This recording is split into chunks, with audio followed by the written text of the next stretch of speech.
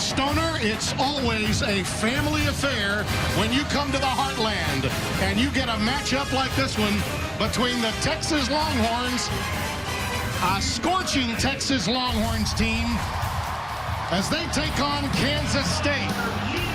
This Texas team is coming off signature victories against USC in primetime, and then against a team that had owned them recently in the Big 12 last week, TCU. But it's today, the litmus test on the road, as they come a-calling against a team that they haven't beaten here since 2002. Hi again, everyone. I'm Tim Brando. You'll hear from Holly Saunders shortly. Spencer Tillman is by my side. And Spencer, you look at this Texas club right now, and they are magnificent coming in.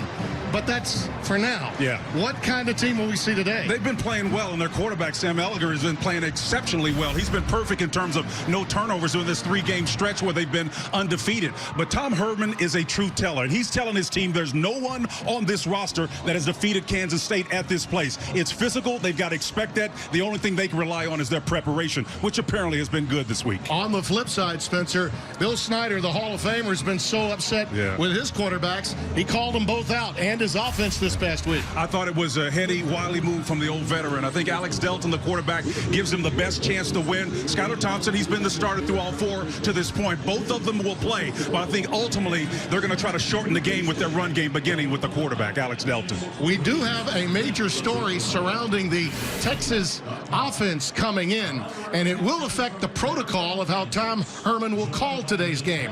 And with more on that, here's Holly.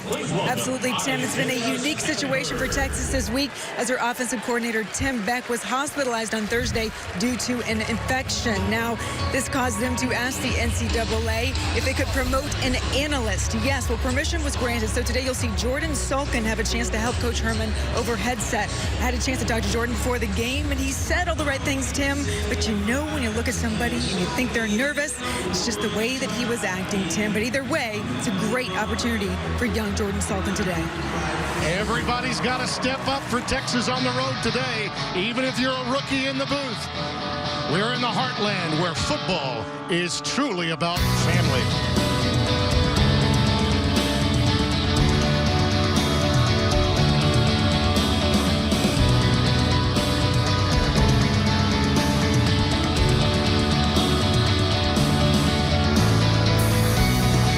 FS1 College Football is sponsored by the all-new, totally remixed Volkswagen Jetta.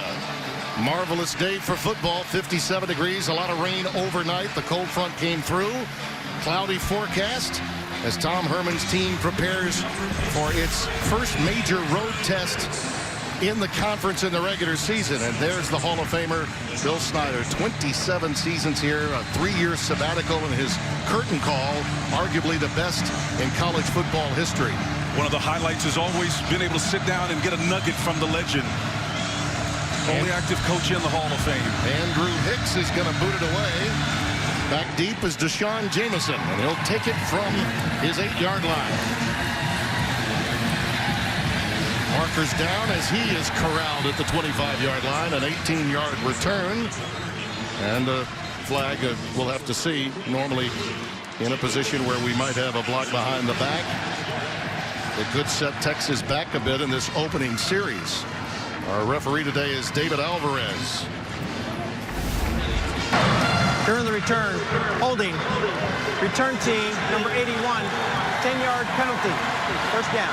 That's Reese Lato, the youngster tight end that is the son of David Lato, the head coach of the DePaul Blue Demons in Big East Conference play, which will be starting soon on FS1 and Fox. There's Sam Ehlinger, 200-plus pass yardage and 2 touchdowns. Only quarterback in history at Texas. That's a long list to be above to have done that, and he's done it in the first 4 games this season. And he's been taking care of the football during that stretch, too. No turnovers for Ehlinger doing that run.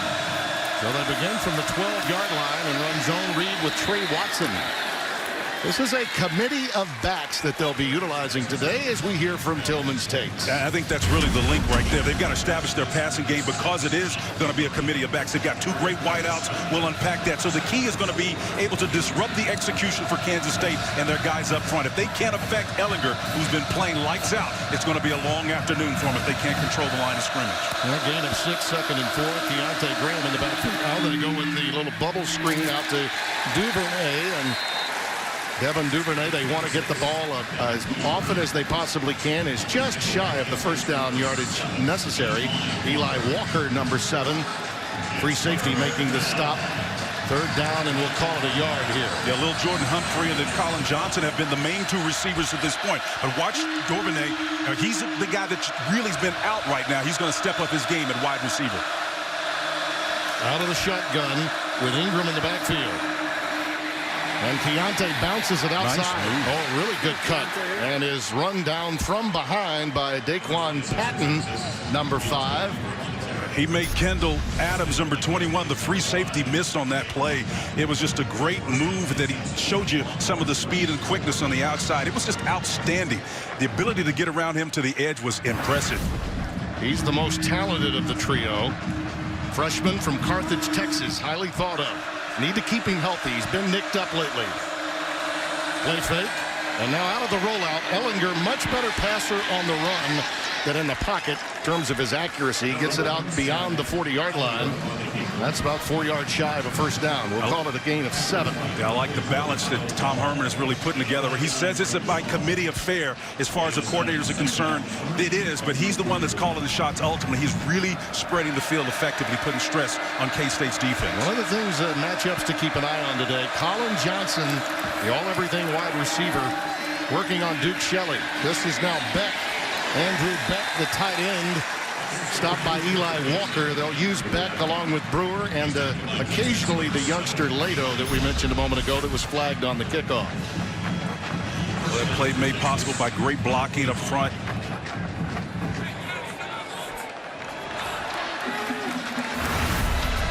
Ingram, now the setback. On first down. From the 45 of Texas, they started at their 12.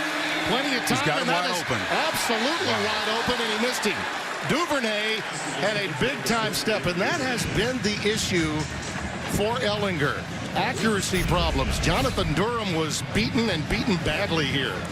I told you at the top of the show that they're going to find a way to get the ball to Duvernay. They're going to try to do it effectively and consistently. That's been the problem spot. On occasion, and Tom Herman addressed it with us last night, Spencer. He said it's just a matter of mechanics sometimes. He gets a little long with his throw and his step when he steps into the long passes. Ingram, little safety valve maneuver, and Keontae is into Kansas State territory where Walker makes his 3rd tackle of the day. You could not have been more open than Duvernay was. I mean, that was an absolute touchdown that Ehlinger missed. They're going to continue to feed him because that gives them a triple threat. It's one thing to be able to have to defend 2, but when you got to defend 3, watch the run game start to step up its pace as well. 3rd down and 2. Ingram the setback. And again, they go with a bubble screen out of the trips formation, and that's little Jordan Humphrey. LJ has the first down. Forward progress stopped at the 42 of K-State. A.J. Parker, the first to meet him, number 12. Little Jordan Humphrey is not so little. You know, the guy's almost 6'5", and again, it's that tandem, being able to put pressure on those defensive backs. Most of them have given up as much as 6 inches, Timmy, to the height advantage of these 2 wideouts. Coach Herman says he's never had a tandem like this. He's had great athleticism at Houston and at Rice before, but never in one package like this. Well, that's a lateral. It could be a double pass. Humphrey throwing for Humphrey. That's hard on the receiving end, and he can't bring it in. Humphrey let it fly for Gerard Hurd, the former quarterback at Texas, but the ball hung up just a bit. Kendall Adams, number 21, is back there, and he's the guy that really was in a position to make the play happen. But Kendall Adams comes over late, Timmy, not able to cover. Ball floated on him, no doubt about it. The hang time really cost them and allowed Adams to make that play. 2nd and 10. 10th play of the drive coming up right here. Bring Watson now at the setback. Option to the wide side. Tripped up. Good work defensively by Parker, number 1, to penetrate. And then Bronson Maggie, number 90, polished up, the sophomore from Lufkin, Texas. And we got a marker down. This is not exactly what Kansas State wants to happen. They want to shorten the game. They want to possess the ball so they can keep this now suddenly efficient offense. In the run, block in the back, offense, number 47, 10-yard penalty, still second down. A big penalty on Beck there, which will move them quite a bit back, in fact, into Texas territory. There it is. Pretty easy call. Got a little push in the back there. You know, he kind of came off of it, but no, that's you got definitely a push. You put your hands on him, the guy's going down, you're going to get called for that. Yeah, there's no points for how hard it was. You blocked him in the back. It's just like you blocked me on those shots on camera, right? I can't help the Brando lean. I was born that way. It's the left-hander in me. 2nd and 20. Pressure from up the middle. Ellinger in a world of hurt.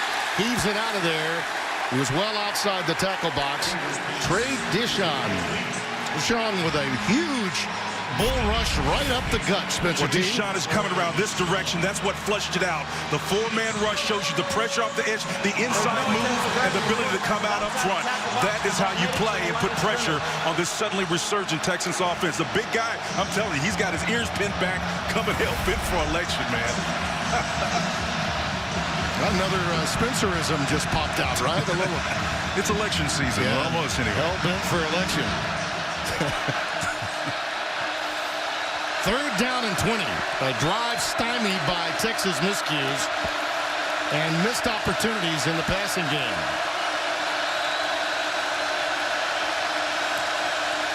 Out of the shotgun, empty backfield. Ellinger lets it fly again deep. And Parker was closer to it than Duvernay. And a punt formation coming up for the Horns. That one had just way too much air underneath it. A.J. Parker playing in that right cornerback position, fielded it nicely. Actually may have had a shot at it if he had a little bit more speed in his back end. But again, they hold, and that's what they needed in a desperate way. Ryan Buchevsky will come on to punt for Texas. Duke Shelley is back deep to return.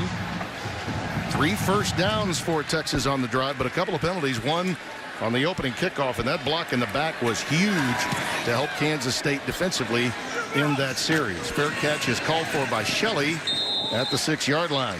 45-yard boot. This place only seats a little over 50,000, but boy, do they make some noise. Who will be the QB? That answer next.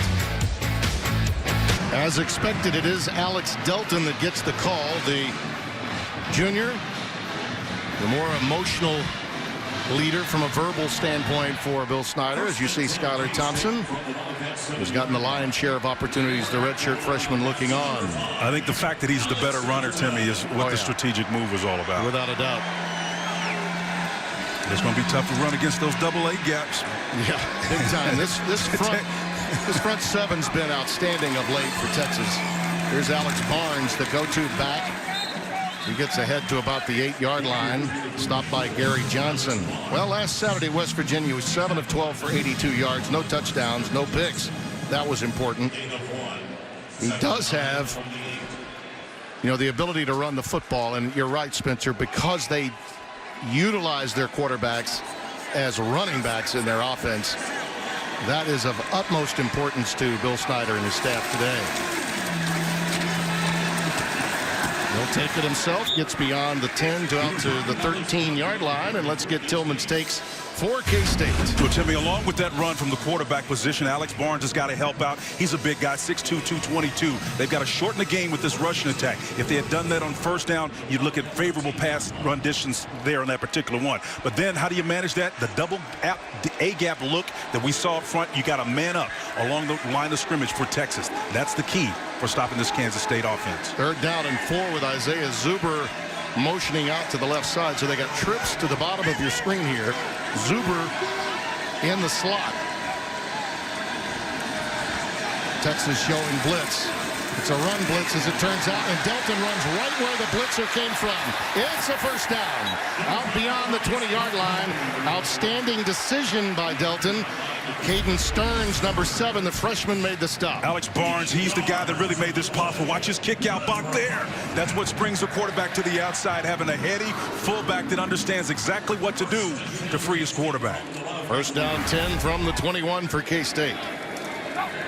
Just underway first quarter at the Little Apple. Barnes is stopped after about a yard, maybe 2. Stearns, who's emerging as a star safety in this league, 5-star guy that is the goods, according to Todd Orlando. As you look at the rushing comparison, really the story of this game in so many respects is what happens with this stat by game's end. He had 2 interceptions against TCU. He is a young beast, and they're burning him up on the back end with safeties on the recruiting trail as well. They've been outstanding. Barnes and now Dalvin Womack in the backfield. So only 2 wide receivers set to the top of your screen. And it's Barnes. Nice hole. Wow. Great push to go with it. It's a first down. See, this is the letter of the law by the script. That's why he made the move. The big lineman pushing up front will show you exactly. That guy right there, Bill Snyder, is a genius, folks. He knows that he's got to slow this game down and do exactly what Texas attempted to do in the first series they had the ball. They're possessing it, shortening the game, preventing them from scoring, and then finding a way to get a big play down the field once they create an 8-man scenario where Texas has to defend the run. Barnes is 4th in the Big 12 in rushing, averaging just under 70 yards per game. 3 rushes, 11 yards so far today, and he'll tote it again. Charles Amenahu with the stop. And let's get a game break now from Sam Farber back in Los Angeles. Sam? All right, guys, elsewhere in the Big 12, number 12 West Virginia led by as many as 25 today at Texas Tech, but it was a 1-possession game in the 4th quarter until Keith Washington intercepts Jet Duffy, returns it 51 yards for the game-sealing score, not pictured. Heisman hopeful Will Greer, 3 touchdowns, 370 yards passing. West Virginia wins it 42-34. Staved them off in Lubbock today. That West Virginia defense had played so well. Did give up some late touchdowns after getting out to a 21-0 lead. Barnes again. Chris Nelson makes the stop. As you look at Todd Orlando, very happy with this very athletic defense that he has. Feels that their habits, their work habits through the course of the week, and the culture that they were pining so long for a year ago has finally become a real factor for them. They played excellent football in the last 2 second halves. He's a pragmatic coach, and to this point, he's actually been pulled out of that 8-man front because of the effectiveness that Kansas State has had in the run game. He's trying to play it cautiously against this group. 3rd down and 6 coming up now for Alex Delton. He'll keep it, and he's wrapped up immediately. Looked like maybe the ball came loose for a second. But it was Chris Nelson that had his big mitts on him, and Amenahu as well. So 4th down and a punt formation coming up. Yeah, Charles Amenahu came from the backside, number 90. He's the one that snuck in there and drug him down. It's a tremendous effort of him seizing exactly where the ball was and the quarterback and snuffing out a potential longer game. Tell you what, that was almost an injury. That left ankle and knee were being pulled back as the ball came out, but he did recover it. Hicks boots it away with Deshaun Jameson back deep. Backing up to his 10. He's got a lane. Stopped on a dime. Great blocking and a convoy. Can the kicker make the play? Maybe not. Deshaun Jameson will take it to the house. Touchdown.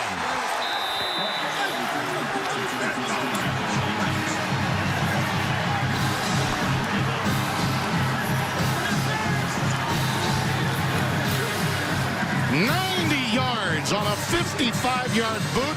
He got a great block and stopped on a dime after he'd gotten through the first wave of K-State defenders. Tell me, one guy missed, and again, special teams is tough. It happened early, just overran him, brought the ball back to the field, and again, on special teams, they're taught to flow to the ball and create a funnel effect. The problem with that is when you miss, the field away is totally wide open. Texas took advantage of it. Cameron Dicker with the extra point. A little hello, how do you do? The burnt orange has arrived in mini Manhattan. FS1 College Football is sponsored by PlayStation Store. You won't believe what's in store. And that's certainly the case for Kansas State fans after this. Timmy, let's check DJ Render right here, number 6 on the outside. The problem is he's going to render himself ineffective just by going right past. He's got to contain, that's no question about it, but he's got to collapse that down and allows the Texas return man to go all the distance simply because of a mistake. He had leverage, but an outside leverage guy has got to be able to use some of those offensive skills as a reserve wide receiver to collapse and come down. It certainly didn't help his team out on that one. Snyder didn't like it. We should also credit Anthony Cook, a reserve defensive back, freshman from Houston's Lamar High School, who made a great block to spring it the rest of the way. Here's Duke Shelley out of his end zone. Oh, Shelley is popping. Wow. Along the sidelines at the 22-yard line. Among those in on it, Cameron Townsend, the junior linebacker from Missouri City. We'll be back. We'll head out west for a pair of top 25 showdowns as BYU takes on Washington at 8:30 Eastern on Fox, while Heisman hopeful Justin Herbert leads Oregon against Cal at 10:30 Eastern right here on FS1. Well, you see the offensive comparison. I believe I saw that K-State would probably run it more in your takes, and so far that's been a shutout, Spence. It's been a winning combination in the series since '95, the Big 12's inception. That's how they've created an advantage in this series.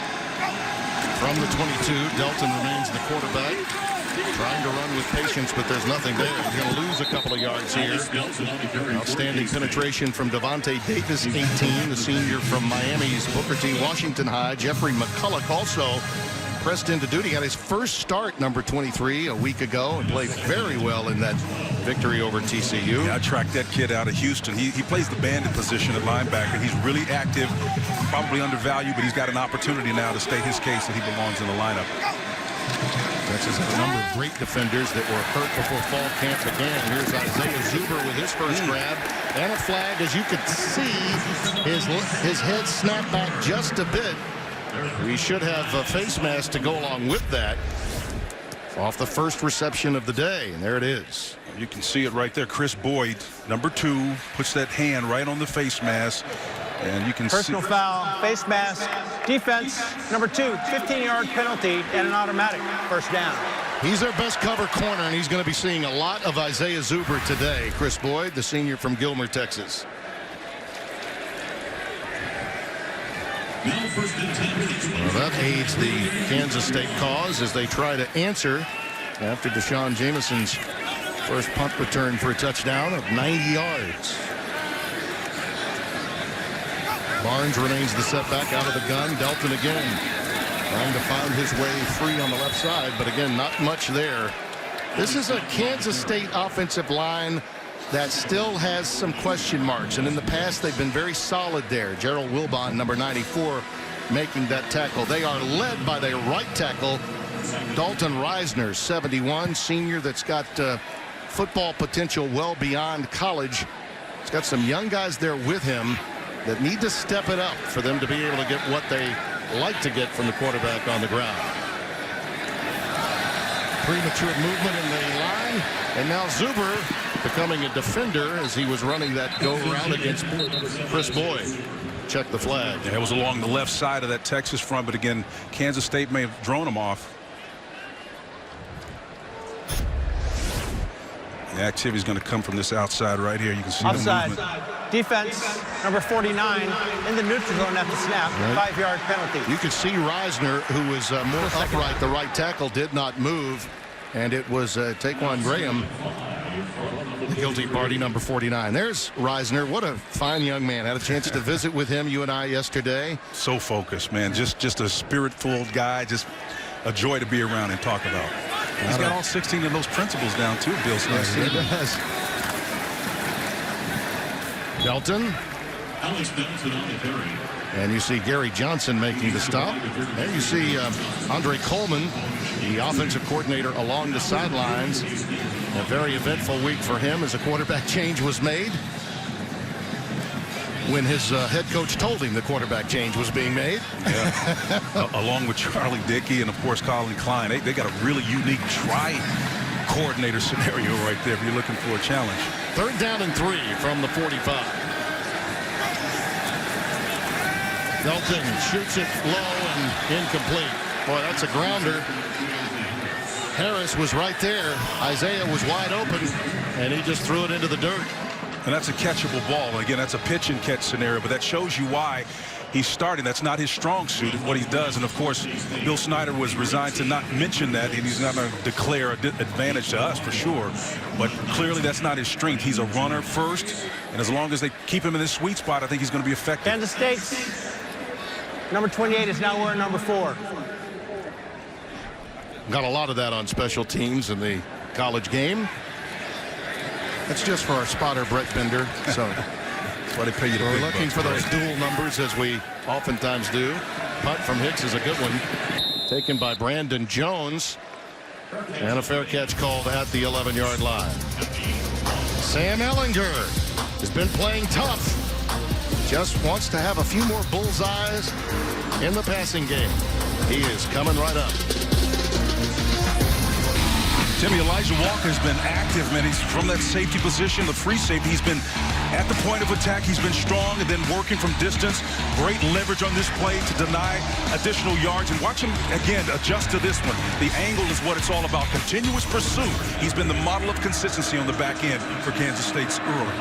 Out of Tucker, Georgia, junior.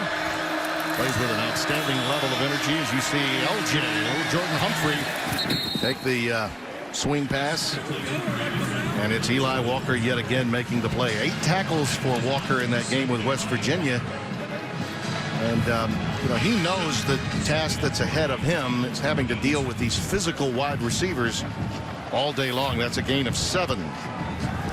Looks like LJ's a little dinged up on that play.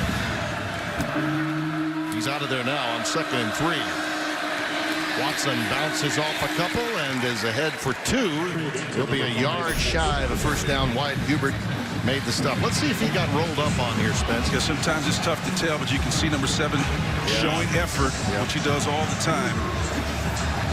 A lot of garbage and trash on the sideline. You got the sticks laying down. A lot of craziness can happen out there. Beck, the tight end, in the slot. 3 receivers to the bottom of your screen on 3rd and 1. That's a nice tote by Trey Watson. Should be enough for the first down. Watson, the grad transfer. He had 58 yards on 15 carries. Transfer from Cal, where he was effective with a team that ran the ball primarily. And now is contributing to this complement of Texas backs this season.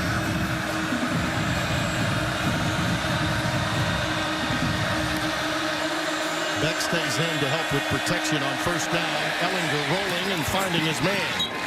That's Duvernay. Yeah, despite the fact that Wyatt Herbert, number 56, was really active on that last play, got the pressure out, delivered the ball on the strike. That's when Ehlinger is his best, on the move. Does a nice job. You can see here's where the pressure is going to come from ultimately. But Ehlinger on the move, arm over outside by Hubert.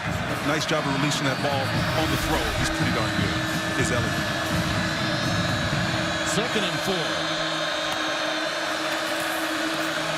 Again, they swing it out. They run this play a ton. Joshua Moore this time near the sticks. Elijah Walker again making the tackle. They'll use a ton of wide receivers. Jamison will play there. Joshua Moore. We'll see some of Eagles and Pouncey as well. Walker's more like a stalker on this play. Watch him drive to the ball. And see, he could have come underneath, but a wise, heady player decides the speed of this guy's got the ball in his hand. He's going to take him to the perimeter and use it to his advantage. And that's a heady play right there. Outstanding. 3rd down and 1. You'll notice Elijah Rodriguez, not Shackelford, is the center for Texas. He was converted from tackle after the injury to Shackelford, who was a 50-50 game-time proposition in that offensive line. Ehlinger rolling to the other side this time and finds his man, Colin Johnson. And the dynamic wide receiver has an easy first down and then some. A gain of 20. Well, that play wasn't supposed to work. Into the boundary. That is the short side of the field. You got to get rid of that ball quick. You just don't have a lot of real estate. But again, Ehlinger, when he's on the run, that's when he's at his best. And when you've got a guy that's out there that's 6'6", 215 pounds, he can make plays along that sideline. First down with Watson in the backfield. The ball at the 49 of Kansas State. Watson bounces outside and gets beyond contain. Shelley with the shoestring tackle. Otherwise, he may have set sail down the sidelines. And what you saw there was just a speed advantage. You know, Kendall Adams, number 21, thought he had him, but the speed defied him, beat him to the outside. Watson remains in the backfield. You see Humphrey is back on the field, so he's in good shape. And on first down, Ehlinger to Humphrey. Inside the 30 to the 27, wrapped up by A.J. Parker, a gain of 12. And now this Texas offense is really in rhythm.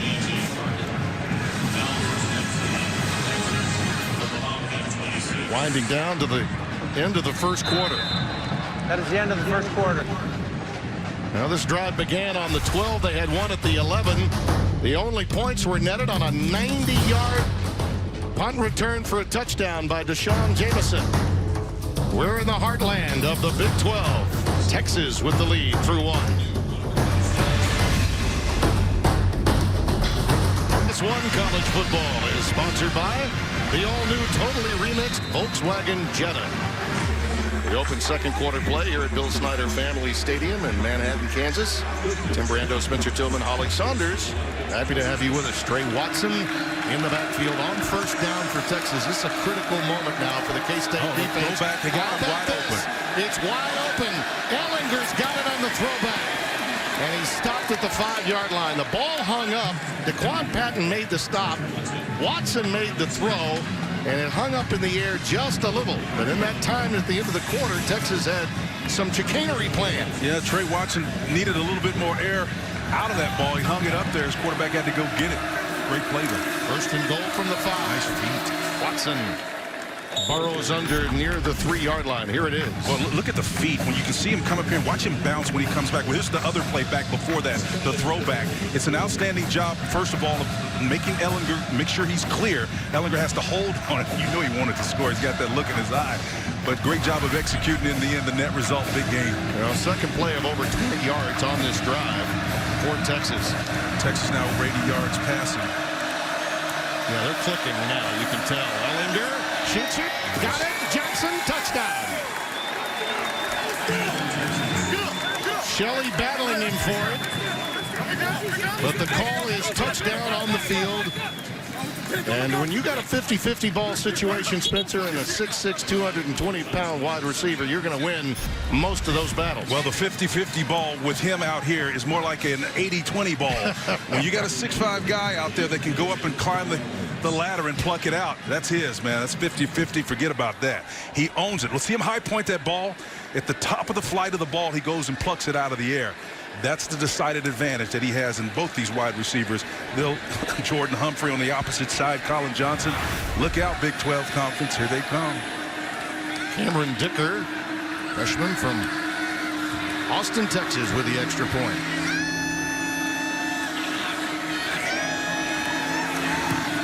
That's an 11-play, 89-yard drive, taking over 4 minutes off the clock. Ehlinger spot on to the tallest and best athlete on the field. And Texas now leads by 14. Time is now for Kansas State. They're down by 2 touchdowns, Spencer, with an offense that's not built to come from multiple scores behind. I know what you're thinking. Yeah, I mean, if you make a change, it's because you got to score touchdowns. That's the reason he made it a week ago. I'm going to suggest to you now might be that time, trailing by 14. We all know Alex Delton was in the game because of his running prowess. As long as the game was close, that was a viable option. I agree with you right now. That's the time when you start to shift down 14. They're not built to come back from that deficit. They don't have the firepower on the perimeter to do it. This gives the Texas defense a chance to tee off on them if they don't score quickly. Isaiah Zuber looking for an opening, and he's in a lot of trouble. Well, he'll rethink that situation. Let's get a quick game break now in Los Angeles. Here's Sam Farber. Number 6, Oklahoma hosting Baylor Sooners. Quarterback Kyler Murray on fire to start. He began this game 4 for 4 with 2 touchdowns, including that 30-yard strike to Grant Calcaterra. Now, Murray was benched the first series for being late to practice, but he's obviously made up for lost time. 14-6 Oklahoma leading in the first half. Oh, by the way, Tim, Red River Shootout next week on Fox. Yes, indeed, Sam. Thank you. And that's a smart move by Lincoln Riley, making sure that everyone understands. I don't care if you have dollars from the Major League Baseball, you still a Sooner. It's about being on time when you need to be. That's a great move by Coach Riley. Alex Barnes is in the backfield.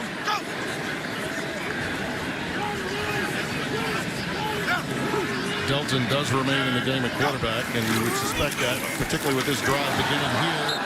And Omenahue got through in a hurry, didn't he? Uh-oh, you gotta watch out. Oh, yeah, doctor. Looked like he was over him, and I mean, that looked awfully bad for a moment. No flag, though. Right no here, flag. just watch him. He's in a quad stance and still rips techniques read and gets off the ball so quickly. Man, he's an athlete. He's got instinct, and he certainly knows how to finish. I think the teammates really bailed him out here, Spencer. Watch how quickly they get to him. They pulled him off. Yep. He was over the top He's of Delton for a moment. You don't want to have one of those flags negate a great play. Pass to Zuber. Floated a little bit on him. He gets it out to about the 8-yard line where he's taken out of bounds. Chris Boyd took him out. Here's what I'm talking about. It was a clean hit, but you're talking about taunting. Right He's there. Looking in his face. Yeah, Talking to him and standing over that's him. garbage. That's garbage. But no, watch what Nelson did here. Nelson and McCulloch, in my opinion, saved a flag. That wouldn't have happened last year. That type of leadership they probably would have celebrated as opposed to trying to decry that kind of action. That's the difference between this Texas team and last year's leadership. Yeah, smart move by those two guys. This could be a safety. Oh, the ball is out. They fumbled it forward. And I believe France is on top of it. And that may have saved them. I think they may still call it a safety. Omenahue had his arms wrapped around him. We'll wait and see if that is in fact the call from our referee, David Alvarez. I thought his forward progress was stopped and we were going to have a safety. Then the ball came flying out of his grasp. Well, there was clearly an effort to try to get the ball out. He knew where he was relative to the line of scrimmage and the end zone. His knee is down. That's a safety. That's got to be a safety. And so misery loves company, and now it's going to be a 16-0 game. Our guys had a go. That other angle that they had showed clearly the knee was down. Great job in the truck, guys. Our replay official is Bob Hubble. The ruling on the field that the quarterback's knee was down with the ball in the end zone. Safety. I don't think there's, well, they're going to review it, I'm sure, because it is points. Yeah, it's points, yeah. But that once they look at it, they'll know that Omenahue made the play and that the 2 points should count. Omenahue just manhandled Beecham, the guard, to get to the quarterback, Alex Delton. That'll make it 16-0. That's a knee, and that's 2. Timeout. 12:42 remaining.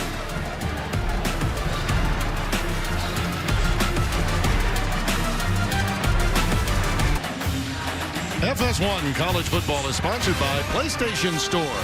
You won't believe what's in store. Well, next week it's the Red River. There's a rivalry game, but this is the Kansas River. The Red River, of course, flows all the way into my hometown, Shreveport, Louisiana. All the way through. A lot of fans of Texas. But the Red River is next week. That's the Kansas River this week. Deshaun Jameson is back deep, awaiting this free kick that's coming K-State's way. Andrew Hicks there's been a shakeup. We should mention Blake Lynch, injured, who's an outstanding kicker, meaning Nick McClellan is handling the placements today, and Hicks is handling the kickoffs. And here's Jameson, who's already got a 90-yard return for a touchdown. And he'll give Texas quality field position with a 22-yard return beyond the 35. Timmy, so far, no signs whatsoever of look ahead on the part of this Texas Longhorn team. They have been engaged, active. And maybe on defense a little bit overactive at times. Hugh being corralled by a couple of his teammates after that outstanding defensive play. But I'm telling you, Todd Orlando on defense, and of course Coach Herman taking over the duties fully in the capacity of head coach and play caller. Of course, it's kind of his wheelhouse anyway, but they've been outstanding on offense today. Well, look, we'll be talking about the additions of analysts that the NCAA allows, 3 on both sides of the line of scrimmage, and Jordan Sulkin getting that opportunity, as Holly pointed out in our open today, with Tim Beck out and hospitalized. We wish him well in his recovery. They say he'll rejoin the team tomorrow. Keontae Graham ushered out of bounds at the 44 with a marker down after an 8-yard pickup. And we'll check an injured Wildcat to go along with it. That's Sam Sizlove, the middle linebacker, is on the field. Yes. Sam plays the inside linebacker position, and that's an integral part of what they do defensively. And it's just a hard hit that's placed on him, and he bounced up after it. But see if we can track with him. See Sam comes in there. Personal foul, unnecessary roughness, offense. Number 56, 15-yard penalty from the spot of the foul. Zach Still first Shackelford, down. maybe pining to get some playing time after being out, got a little overly exuberant and picks up that personal foul, which will back up Texas. Remember, he has been the starter, and Rodriguez was moved from tackle to center. Last year, they were a total mash unit up front. We had them in the Texas Tech game at Thanksgiving, and they had about 9 different offensive lines. Yeah, that didn't surprise me. Zach is a captain on this team. He's the unmitigated leader of this bunch. Nice little curl pattern to Joshua Moore. Whoa, that's a big hit. Yeah, he gets more after that hit by Elijah Walker. He bounced around and picked up a healthy gain after that first pop. Walker is a big-time player. I mean, anybody that's willing to lay his body out like that, he comes with an attitude on every single play. Elijah, man, means business. Yep. Back to the original line of scrimmage, so 2nd and 10.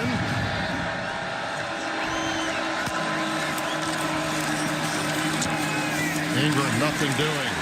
Justin Hughes, who checked in for the injured Sam Sizlove, made the stop.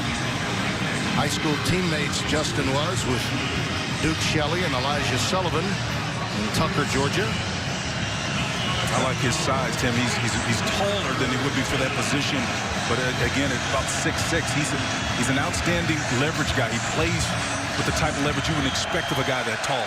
3rd and 9, and this is a big down for the K-State defense and for their chances in this game at all.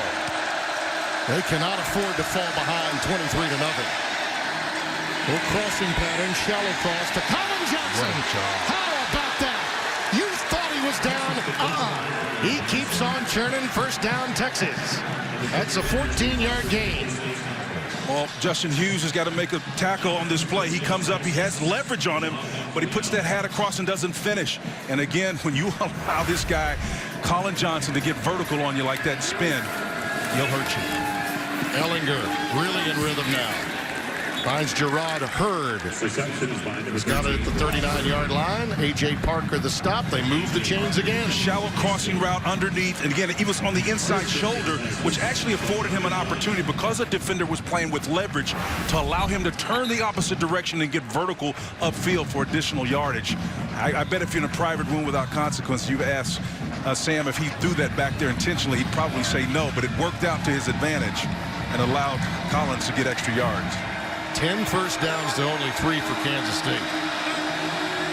127 passing yards for Texas, only 7 for the Wildcats. Pump fake and a beauty. Ellinger will check down, and he missed his man Joshua Moore that time. And again, an errant pass in a situation on a check down that might have gone for something.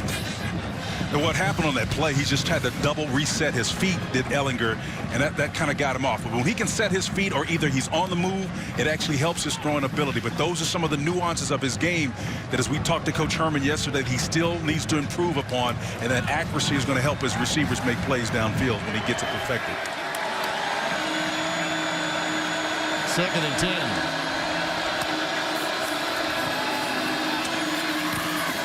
That's Duvernay. Excuse me. It is Devin Duvernay on the receiving end. Another first down for Texas. I thought that the conversation we had with Tom Herman about improving accuracy last night in his coaching period as an assistant was pretty spot on. Oh, about Leach? Coach Leach? You got to tell that story, man. I mean, I'd love for you to tell it. That's why I asked. That's why I brought it up. Yeah. Ingram is in the backfield. I'll unpack that after this play. On 1st and 10 at the 25-yard line. That's right. On the zone read, Keontae Ingram. Boy, that was a great shake, wasn't it? Yeah, it was. Got him an extra 4. Duke Shelley tripped him up, number 8. So he's an assistant coach at the time, Herman. Yep, and Mike Leach, the iconic Mike Leach, and he's just a strange bird, but he's one of the most colorful coaches out there, was asked about improving accuracy. He says, accuracy? You just improve, recruit better. That's what you got to do. That's what it ain't nothing. Technically, you just get better athletes. There it is, switch route. That's nice. Duvernay just stopped shy of the 10 by Shelley. Spencer, I mean, if they don't hold him to 3 here, I mean, it's got to be a world of hurt for K-State the rest of the day.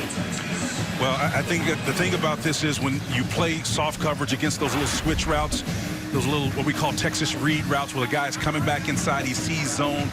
It's just like stealing, Tim. And if you've got an accurate quarterback, you just can move down the field without anyone stopping you. Ellinger going back the other way for the corner, incomplete. Looked to be in the direction of Andrew Beck, but overthrown. Daquan Patton made him change his launch point. And again, typically, if he's not affected or hit, Ellinger's going to make that throw. But Patton did a nice job of coming off the edge and allowing him little time to set his feet to get that ball back across his body. It's a great defensive play. That's a way of affecting the quarterback without actually getting him sacked. Texas is going heavy now with extra tight ends on the field. Lado and Brewer have entered the game. Now they spread out, try to beat them with formation here. With an empty backfield.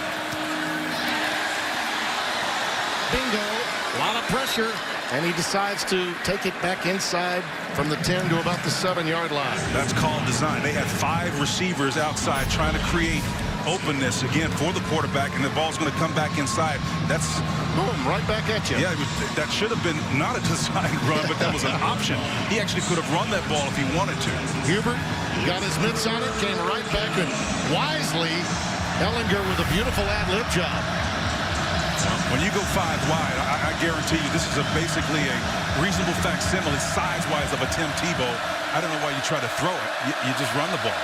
12th play of the drive. Ellinger with a couple of receptions for 24 yards. Now in trouble. Pressure coming up the middle that time. And from some squeezing from the corner in safety's positions, Kendall Adams was coming. Reggie Walker, 51, got there, along with 21. Well, pressure was coming from here and here, and that's what made this ball collapse. Again, the pressure from the outside, both sides nowhere to go, but up the middle. And again, when you got bodies all over the place, 8 men inside that box, it's going to be tough sledding. Yeah, little hang time there as Justin Hughes got through. That's the only twice on 3rd down conversions have they been stopped after that. Now a 28-yarder for Cameron Dicker. That is a victory for Kansas State's defense to maintain contact. And again, 19 is a lot to overcome when you run a conservative offense like Kansas State. That was a must stop even this early in the game. Here, so forget the stats, the streaks, all-stars, RBIs, because the only thing that matters is October. The NLDS begins Thursday only on FS1. Let's go Astros. Yeah, the Brewers got in. How about that? Our friend Brian Anderson, who will be working for us today after we conclude our game. BA is calling Brewers games and has been for quite some time. Good to see Milwaukee back in the postseason. Shelley and Zuber are back deep. Bravos are in again. How about that? And Shelley brings it back. Lost the ball. It's on the field, and Texas looks to have it. The Longhorns have it. A rare error by a veteran player, and it's Brandon Jones, 19, that hopped on top of it. Unless the ball squirted out. Boy, he had a great shot at it. It looked like Texas all the way, but let's see. Well, I sure thought Brandon Jones Boy, had did it ever?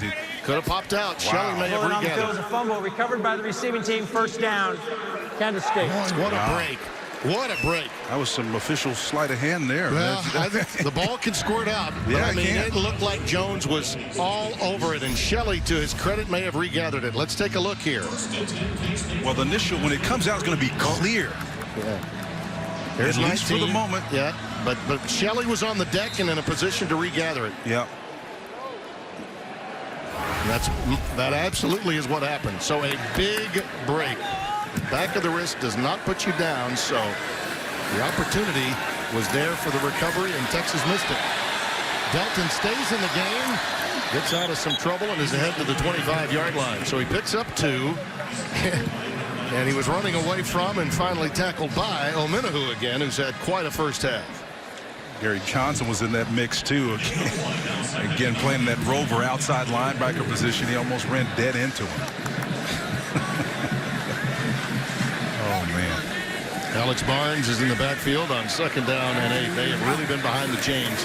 Kansas State in trouble here is Delton. Finds his way close to the necessary yardage for the first down. Let's go down to Holly Saunders. Holly? Well, Tim, yesterday when we met with Coach Snyder, he highlighted these plans very clearly for today's game. He said we have to maintain balance on offense, don't give up explosive plays on defense, and play well on special teams. So far, Tim, none of these boxes have been checked. Yeah, 0 for 3, no question. Did pick up a first down there. That's quite important for Kansas State. They got to get their defense some rest. Barnes ahead for quality yardage on first down. Jeffrey McCulloch making the stop, the junior from Davis High School in Houston, Texas. Well, the problem with Kansas State is they hadn't been able to move the ball, and prior to that last play, they've been under a total of 50 yards of total offense prior to that. Alternately, Texas well over 350.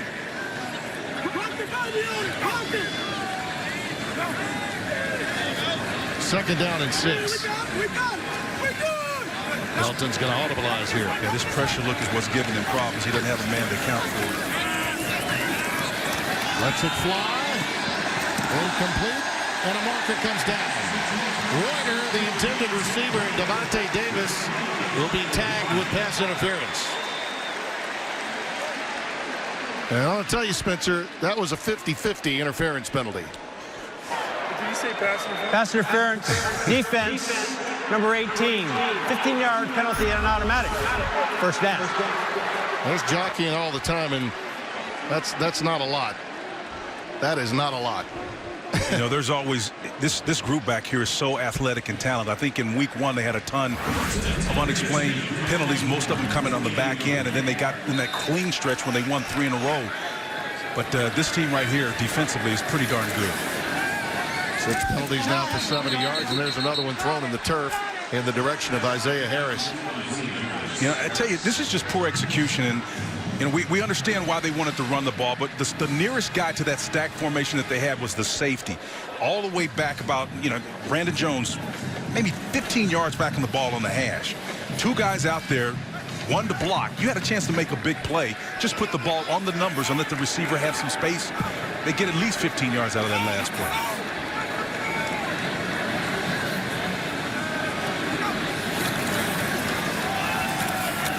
Beautiful run to get even that much. 3 yards by Delton, stopped by Gary Johnson. You were looking there a moment ago at Andre Coleman, the triumvirate. You mentioned 3 coordinators.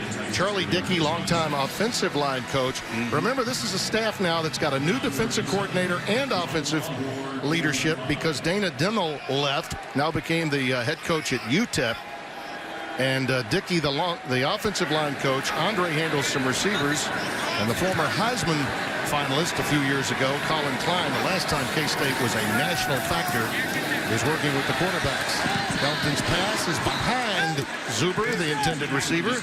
Chris Boyd was there in coverage. There's Colin right in the middle of those 2. Great running into him yesterday, Spence. Yeah, he's just a prince of a guy. It's hard to believe that 2012, all those years ago, we're on another network at the time. But it was just fun to see him. What a class act he is. Great guy. Could be head coaching material at some point in time. I like him. I think he's a great asset. He did spend a little time away from here and came back as a coach after he finally left football while playing in Canada. That's a beautiful punt by Rodriguez, but unfortunately takes the bounce into the end zone. Those kinds of breaks for Kansas State so far. Texas will have it after the touchback.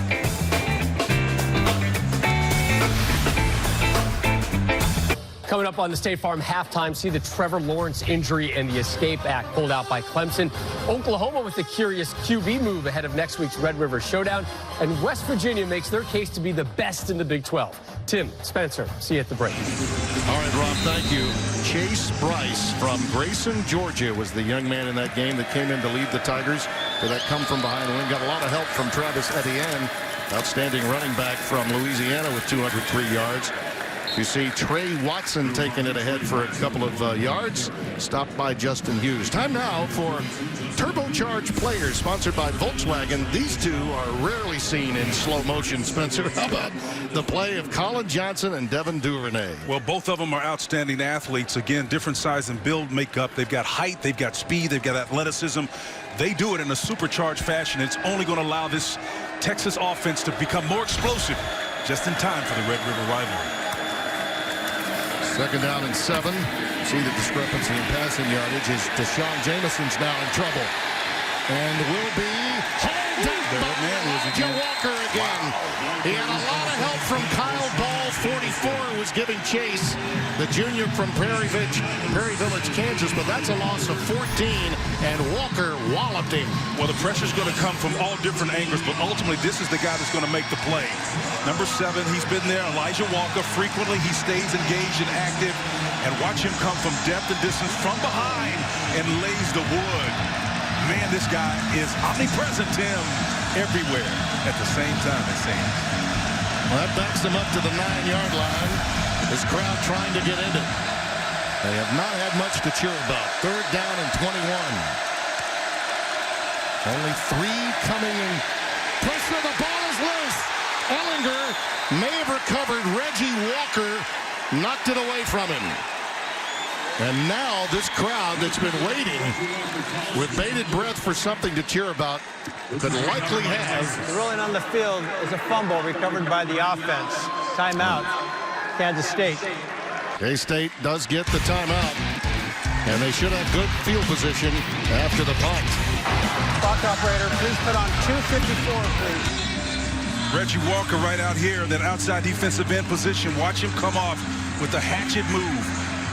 Get your hands off of him, then the rip underneath to affect the quarterback and get the ball out. It's a great job. No doubt that was a fumble. Heads up play by Ellinger in presence of mind to stop it. Ryan Buchevsky will punt it away. Lots of heat coming. Duke Shelley back deep from his 43. Good cutback. And slips and falls to the turf at the 37-yard line.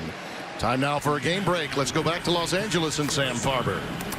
Number 2, Georgia hosting Tennessee. Jake Fromm at quarterback, going back to pass, and he is stripped. But you know, when you're ranked number 2 in the country, sometimes the ball just bounces your way. Right into the arms of Isaac Nata. He flows down the sideline for a 31-yard score. Georgia's added a 43-yard field goal, so 10-0 Bulldogs, much to the dismay of Peyton Manning. You got to be thinking, if you're Peyton and a Tennessee fan, I mean, you're already a 31-point underdog, and that's going to happen to you? Oh, boy, the Volunteers in some trouble. Jeremy Pruitt in his first year. It'll take some time, as it does when anyone is hired for a new job. Yeah, he's a great mind, though, particularly on defense. He'll be fine. Dalton remains in the game, flushed from the pocket. Marcus down as he takes himself out of bounds inside the 30. Well, this is an essential opportunity for Kansas State to take advantage of before the break. Well, great field position, first of all. Short field to navigate. Can they put enough plays together to get points? That's the key. You know, Spencer, known this man for the 27 years he's been a head coach. Holding on the defense, number 45. 10-yard penalty will be enforced for the end of the run. That's first down. A break here for K-State. Anthony Wheeler is tagged for the penalty. And that gives them great field position now inside the 20 in the red zone for the first time at the 18. Following the penalty, it's 1st and 10 K-State. 7 penalties now, 80 yards against Texas and none against Kansas State. No penalty yardage whatsoever. That's the only stat that's really in their favor so far. Warmack is in the backfield. Pass is thrown beautifully that time to Zuber. And Isaiah has it right at the 10-yard line. 2nd and 3 coming up here. They'll mark it actually at the 11. So relying on the throw game. Gets a 4-man front. We'll see if they continue throwing the ball. They got a good shot up top. Delton. And gets the 10, and that's about it. Push back. He's a good yard and a half away from the necessary yardage for a 1st and goal. Gary Johnson, what a job this kid has done. Really quick, side-to-side speed out of Dodge City Community College. Taking over in those big shoes left by Malik Jefferson, who's now playing on Sundays. 3rd down, we'll call it 2 from the 10. Zuber to the bottom of your screen. Chris Boyd has him. Keep an eye right there. And he keeps it. Burrows ahead for a 1st and goal at the 6. Timmy, what's interesting is even when Texas gets in softer coverage where a quick hitch or slant route is there for them, I mean, look, you'll see the cushion. He shows great patience and wait for this play to develop. Again, Mitchell with what they call an if block. He's pulling the opposite direction that allows Delton to get his head in there and get some plus yardage. But there are opportunities on the edge of this defense, too. Barnes to the 3. Now, keeping Delton in the game, and we talked about at the top of this quarter about Skylar Thompson and maybe having to air it out once you get down by, more than a couple of touchdowns. What this has done effectively, Spencer, is kept the clock rolling, which means Texas may not get the ball back if your team can score. Maybe that's what Coach Snyder has in mind. Delton finally stopped around the 2-yard line. The clock goes tick, tick, tick. Now you're down to 3rd and goal. So there's that risk you take. Even though you've got a full complement of timeouts, I'm sure he's thinking he doesn't want to give Texas and that offense any chance of having the ball. Well, remember what gave him the impetus, though, as we take this timeout with them. Remember, it was a 6-inch opportunity that they couldn't get last week that precipitated the change. I can't get 6 inches. What can I get? Coming up at halftime, as we mentioned, all of that will be covered by Rob Stone, Wani, Robert Smith, along with Matt Leiner. They worked well into the night last night after a fun game in Boulder. Here, big situation, Spencer. 3rd down and goal. Let's see if this offensive line can redeem itself and vindicate itself from last week. Unable to get 6 yards and 6 inches, and Texas defensive front stopping them here. Brecken Hager, 44. The senior from Austin Westlake making the stop. Well, it's pretty obvious, right, that they're going to let this thing tick down and then call a timeout on 4th. Wow. Timmy, I think you have a chance to take a couple of shots, man. And remember this now. They don't have their kicker. Yeah, I understand Blake Lynch is not available. And that even more so why you want to take a couple of shots. If you throw the ball, the clock's going to stop. I mean, you just... Blake Lynch is out with an injury. We were notified of that this morning. And that means Nick McClellan, who generally will handle kickoffs, is your field goal kicker. I think this is a clock management issue, in my opinion. Well, I mean, that's the difficult truth in the way I see it. And that, to me, it looked like really, really smart, and now really, really not. Well, the context always determines your strategy. If you're coming off a week where you couldn't get 6 inches, you challenge your team, it's really putting you in a bind. And those are the numbers that this kicker is looking at, not something that would actually bolster your confidence going into this situation. Well, listen, there's a reason he's in the Hall of Fame and we're not. Yeah, I give him all the credit in the world. Maybe he's got a play that he has in his hip pocket, and you're seeing now Delton lining up to the wide side of the field, far, far away. And Alex Barnes is in the Wildcat from the 2 on 4th down. This is the final play of the half, and will go a long way in determining whether we got a game or not in the 2nd. And Texas sees it and calls a timeout. It's called their first timeout of the half. 60 seconds in length. Todd Orlando was scooting down there to get a timeout. He didn't like the formation. And Delton's hobbled. Delton is hobbling. Well, his left ankle, he was hobbling back to the sidelines there. Let's watch him as he runs out. You see he's hobbling there. Yep, and that may be part of the design too, Timmy. Yep. I can tell you that's part of the design. They want that far sideline, and it's probably part of the reason why Coach Todd Orlando scooted out there, because he knows it was a decoy. You don't throw to a guy intentionally that you know is hurt, so that's part of the deceptive. Well, to the point we were making earlier, Texas is so dynamic. When you have Delton out there and you're running the football, you're using up all that clock, which was the pregame plan, but that was when you were 0-0. Now it's 19-0. You need points. You're without your regular field goal kicker. Yep. And now you're basically saying we're rolling the dice on one play to stay in this game. It's a risk, and I'll tell you, but let me be perfectly clear. There's no one in this booth that respects Bill Snyder more than I. I mean, we've exchanged messages and handwritten notes, and I love his leadership. I love what he stands for. The only active living coach in the Hall of Fame. Yeah, we'll see. But the opportunity here to throw the ball and stop the clock with a couple of plays, to me, is a missed opportunity. Nice, you got him. It's wide open, and he's dropped it. Wow. Adam Harder had it and dropped it. And that sums up the offensive woes of this Kansas State team. And he had it in his hip pocket. Snyder knew it. They just didn't execute. And you still don't have the confidence that would have come from getting the 6 inches to get it in. Look at that. That's tough, man. Oh. And this is an inflection point. You go in at halftime. What does it do to you? The dejection there on Delton's face. What does this do to the psyche of this team not being able to punch it in and make this a game? Well, remaining solvent and persevering is huge. That's the story here at halftime as we go to Los Angeles for the State Farm halftime show.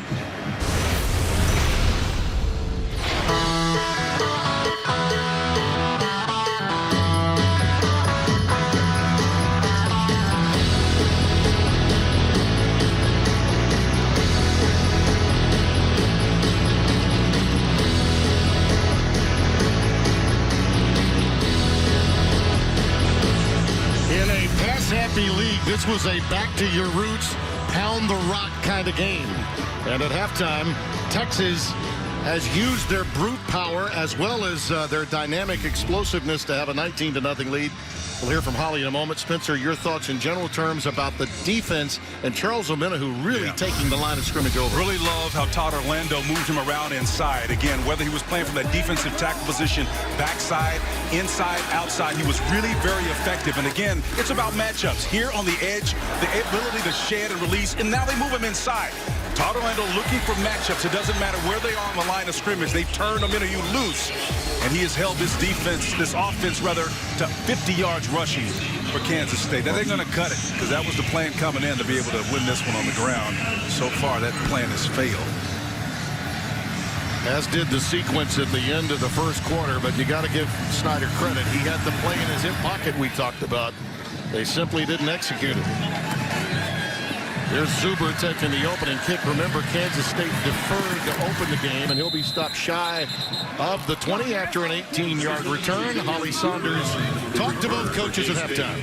Yeah, time I asked Coach Snyder how to get their offense going in the second half, and he jokingly said, Holly, I need more than 22 players out there to do that. Of course, we know you can't do that, but he also said that we will see playing time for both quarterbacks in this second half, so look out for that. Also, Coach Herman, obviously very pleased with the first half, said he isn't looking to slow down and wants to connect on more deep plays, put more points on the board, Tim.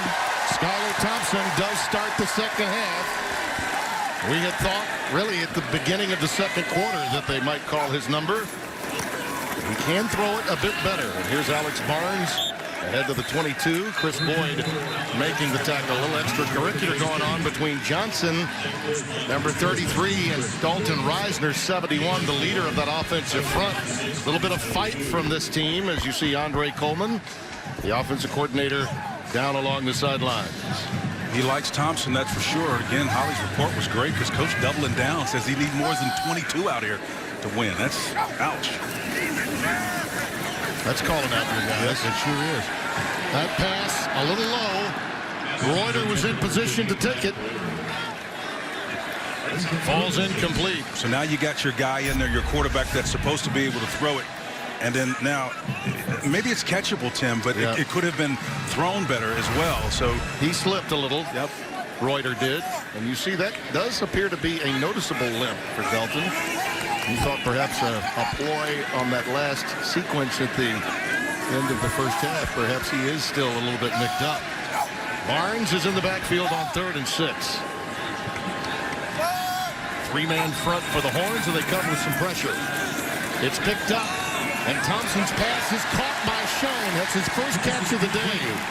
The junior from Overland Park, Kansas, has become sort of a deep threat for this team. That's a 13-yard gain. Well, 3 verticals. Again, it's about man coverage. Everybody's turning.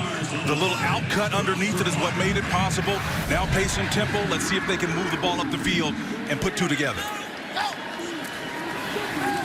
Nice job. Wide receiver screen, Schoen with the block. Zuber gets it out to the 40. 83 there making that catch as Brandon Jones made the stop there. Well, Thompson's pass is made possible because of protection up front. I mean, you had pressure coming off the edge. Chris Nelson, the nose tackle, actually made his way outside and around, but able to avoid the pressure because of the protection so solid up front. Well, the mere fact that Thompson's out there, Spencer, means the Texas defense has got to respect the width of the game, not just the depth of it. No question. Nice run here, strong by Barnes. And this is an authoritative look from the offensive front of Kansas State, a 10-yard pickup. Instinctive plays here because they're running away from the numbers. Tremendous job up front.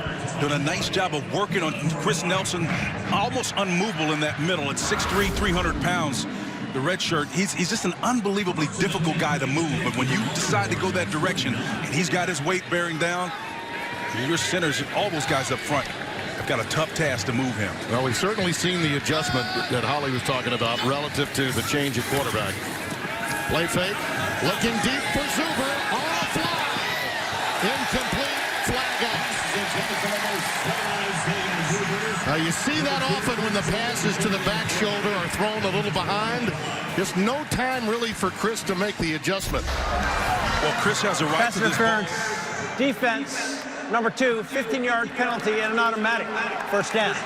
He has a right to the ball, does Chris Board, if he turns in time and makes a beat on it. But it's Zuber's speed that gets him allowed the double move, which Texas was beat twice on earlier in the season.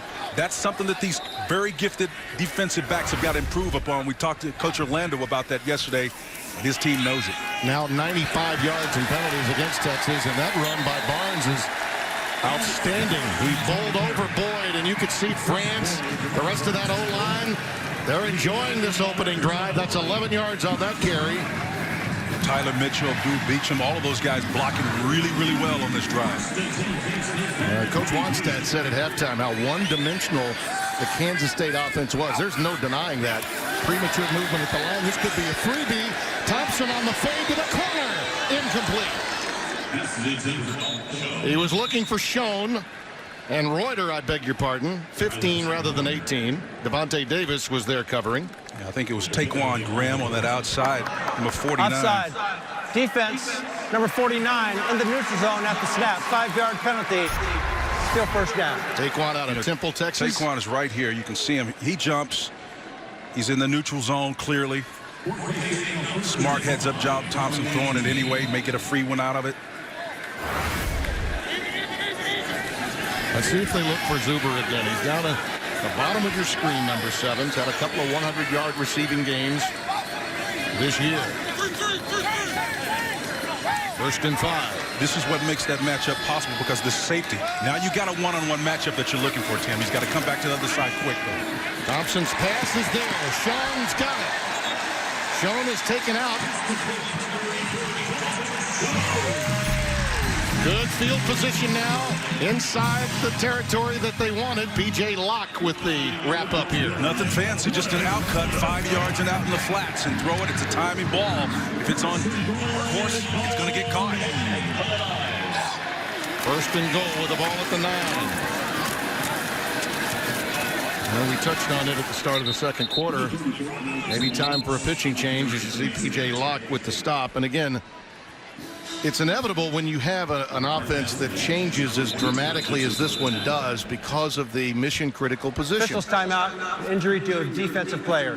And your point at halftime when we talked was you had those timeouts that you could have utilized to take more shots. Now, he had the play in his hip pocket. Absolutely. But it was one or done in that scenario for him at the end of the half. Yeah, but even prior to that game management, it's about understanding as we look at the down Wildcat and Coach. No, that's Stearns, the Texas hurt? defender. Yep, that's a big loss. Wow, that's tough. That's a big loss. If Caden Stearns is injured, oh boy. A lot of people taking deep breaths in Austin right now. This one, college football, is sponsored by PlayStation Store. You won't believe what's in store. Well, what's in store for this Texas defense is a completely different look from the K-State offense, with Skylar Thompson at the controls to open this half. 2nd and goal. Alex Barnes remains the setback. Reuter is split to the top of your screen. Zuber to the bottom.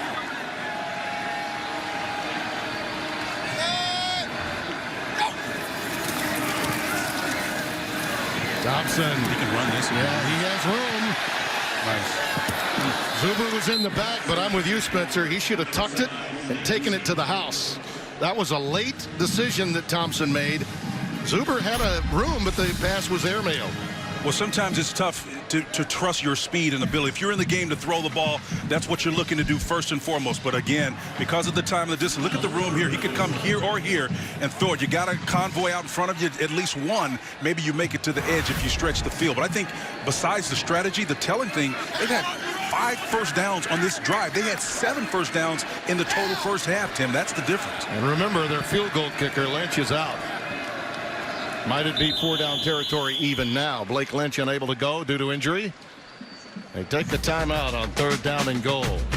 Huge moment in this game for the underdog Wildcats. Their first time out of the half. Quick point about the end of the first half. Understandably, he wanted to use all 4 downs. He did. All right. The point was he never took shots into the end zone, didn't use timeouts, did not put stress on the width and depth. What do you think we're going to see here? Well, you can't take those timeouts till you to the second half, so you got to burn them, right? Yeah. I think the impressive thing about this drive, I think they're going to score here, Tim. I really do. 10 plays, 11 plays so far, over 75 yards on this drive. It has been a tale of 2 halves so far this quarter. They couldn't get the ball strung past 4 plays. They've had great down game, a nice mix of pass and run. It's been outstanding. Trips to the top of your screen. Barnes, the lone setback. Plenty of time on the play clock to snap this.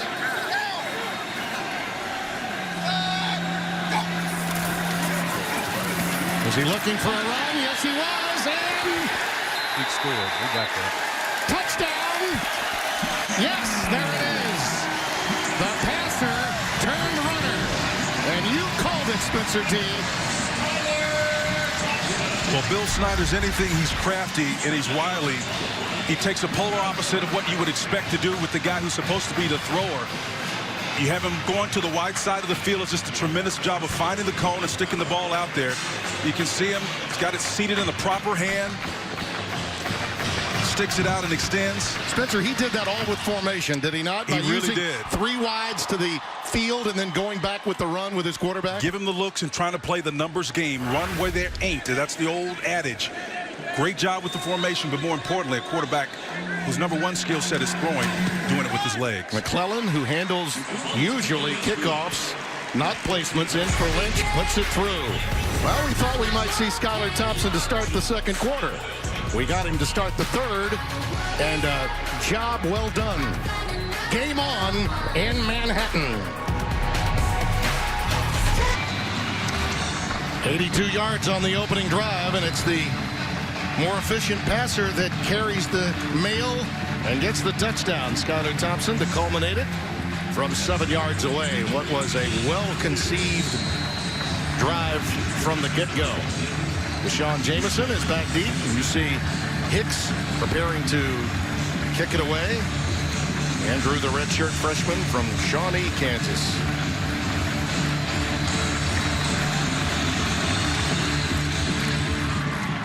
And a fair catch is called for, so they'll bring it out. And let's go back to the touchdown where formation was the catalyst. Here's what Skyler saw. He's running away from the numbers. Right of center, there's basically just essentially 3 guys, including the running back. They've got 4 to block their 3. Texas never adjusted to that move. The back comes over. He becomes the extra blocker, and then Skyler gets the touchdown. Tremendous job of seeing the numbers, running away from them, away from the trips, to the fewer number of defenders on the backside. That's a heads-up play by a quarterback that seems to take claim to his position as the #1 again. I got to tell you, I thought what Dave Wanstadt said at halftime was so true, how one-dimensional K-State looked. And even in that final sequence, Texas had an idea what was coming until the last play that they simply didn't execute. That drive, they were a completely different offense. And there goes Keontae Ingram. And he's beyond the 40 to the 42-yard line. That's 16 yards for Keontae, freshman from Carthage, Texas. Missed the USC game after that knee injury he had against Tulsa. His role is going to continue to increase as he grows to full strength. 5 carries, 45 yards for him today. Texas in a hurry only to get into the right play.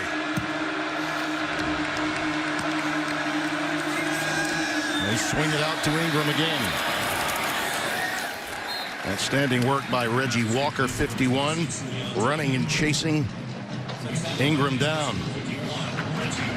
Only a gain of 1, so it's 2nd and 9. Haven't heard much from Colin Johnson or little Jordan Humphrey in a while, although K-State had a long drive to close out the first half and an outstanding drive that netted 7 points to open the second. There's a safety right back here. That's part of the reason why you haven't heard much. They've got him double covered. Ingram, just no room. Everybody involved that time, starting with Daquan Patton, number 5.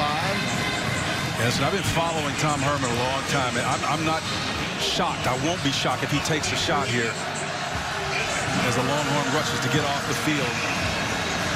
They come trips to the boundary or the short side of the field, trying to get a one-on-one matchup. But K-State's not going to give it to them because their safeties are going to sit back on that hash, trying to get it in. 5 out of 8 trying to get lined up.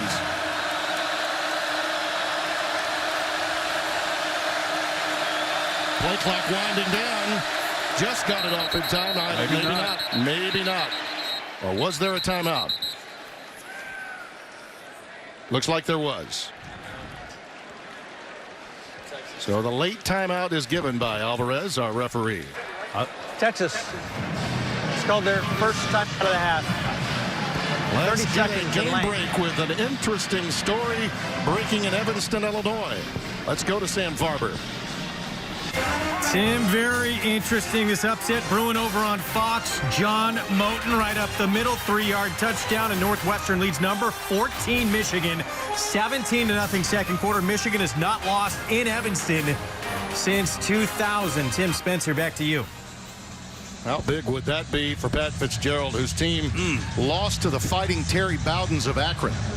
My I mean, goodness. think about that. Now, they're without their best running back, lost for the year, and in fact for a career. And Thorson's having to do a lot of this without his star running back. That is huge. Gus and Joel are over there on Fox calling that one.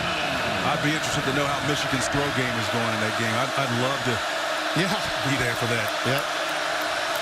3rd down and 8. Slant, caught. Duvernay, shy of the first down. Good tackle there at the point of attack by Shelley. And that'll force a punt formation. Well, Duvernay is going to come back over here across the formation. It's a switch route underneath. Get it to him as quickly as possible. You got a linebacker dropping his short coverage, buzzing to that flat area. I want you to explain switch because I call it a slant. Yep. Tell me the switch part of that. The only switch part of it is, Tim, is basically when the receivers go, they cross one another. Right, okay. You know, both of them can take, the language can be appropriate for either one. It's just depending on where they are on the field. High snap. And it's partially blocked. They did get a hand on it. It was a high snap. That started it. It was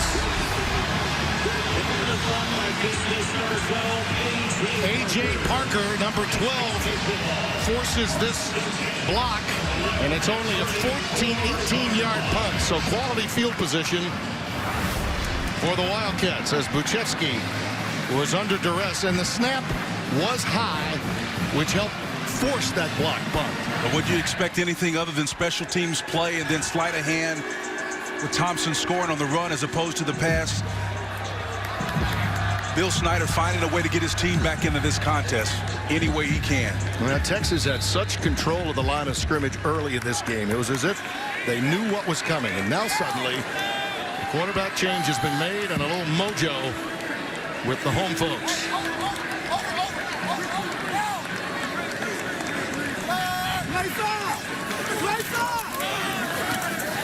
Barnes spun down at the 40. One of the things we should mention, it goes back to the core values of this program, is that Skylar Thompson and Alex Delton, and you mentioned it, I think, at the top of the show, Spencer, they're roommates when they go on the road. Different points of view and ways to lead, but they're both rooting for one another. And if you're going to be a part of this family at Kansas State, it's got to be that way. 2nd down and 5. Fake the jet sweep and give it to Barnes again. Bowling over Horns. He's got it to midfield and a 1st down. 9 yards, 9 tough, gritty yards. Scott France, the left tackle, coming over here, the pull to get out in front of all this trash. You're talking about a left tackle, athletic, being able to allow his running backs to do some things. Listen to that. Oh, the leather is flying, big boy. 1st and 10 from midfield. 70 yards on the ground now for Barnes. Thompson running out of time, and Breckenhager gets him at the 43-yard line of Kansas State. Breckenhager has been quiet, hadn't really been racking up the numbers. Recovered by the offense, 2nd down. Ball did pop free, but was recovered. Breckenhager, number 44, has been quiet. Again, they account for him. Usually he's been double-teamed, but now starting to put up some numbers. It's only a matter of time. He took a lot of grief. People thought he should be more productive, but as Todd told us the other day, his numbers are going to start to flow now, and they finally are. It was a big recovery by Blaze Gammon, the tight end from Overland Park. Got on top of that ball once it popped out off the hit by Hager.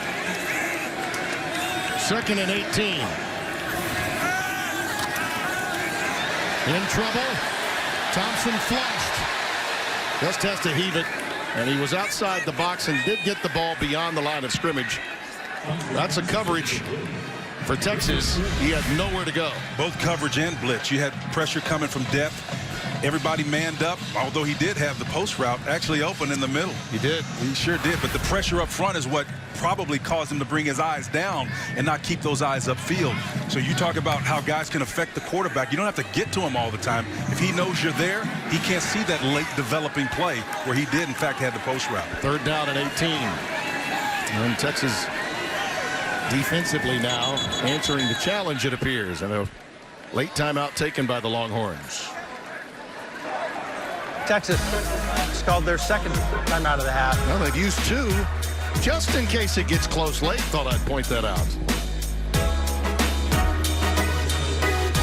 College football is in full swing, but we're not that far from a little kiss to Governor and company. Thanksgiving, we've got a real treat for you on FS1 and Fox. 2018 Continental Tire Las Vegas Invitational features 4 elite programs. Tom Izzo's Michigan State, North Carolina, Roy Williams, Texas, and UCLA, all coming this Thanksgiving. Tickets on sale now at theorleansarena.com. Alex Barnes remains in the backfield. It is 3rd down and 18 after the sack by Hager. Thompson, who started the 2nd half, led K-State on a score in his opening drive. Crossing pattern caught by Harris. Up to the 48, so near the original start line of scrimmage. That's a pickup of 10. Yeah, Devontae Davis was right there, though, to pop him in the back again, but it's a great job of dealing with the pressure. Tartolando, the defensive coordinator for Texas, is dialing up right now. So, again, switching to the quarterback that they can throw. Big dividends so far in this 3rd quarter. That helps them, Spencer, just from the standpoint of getting an opportunity in better field position as Hicks comes in to punt it away. Kansas State's 28 is now number 4. Brandon Jones is back deep for the Longhorns.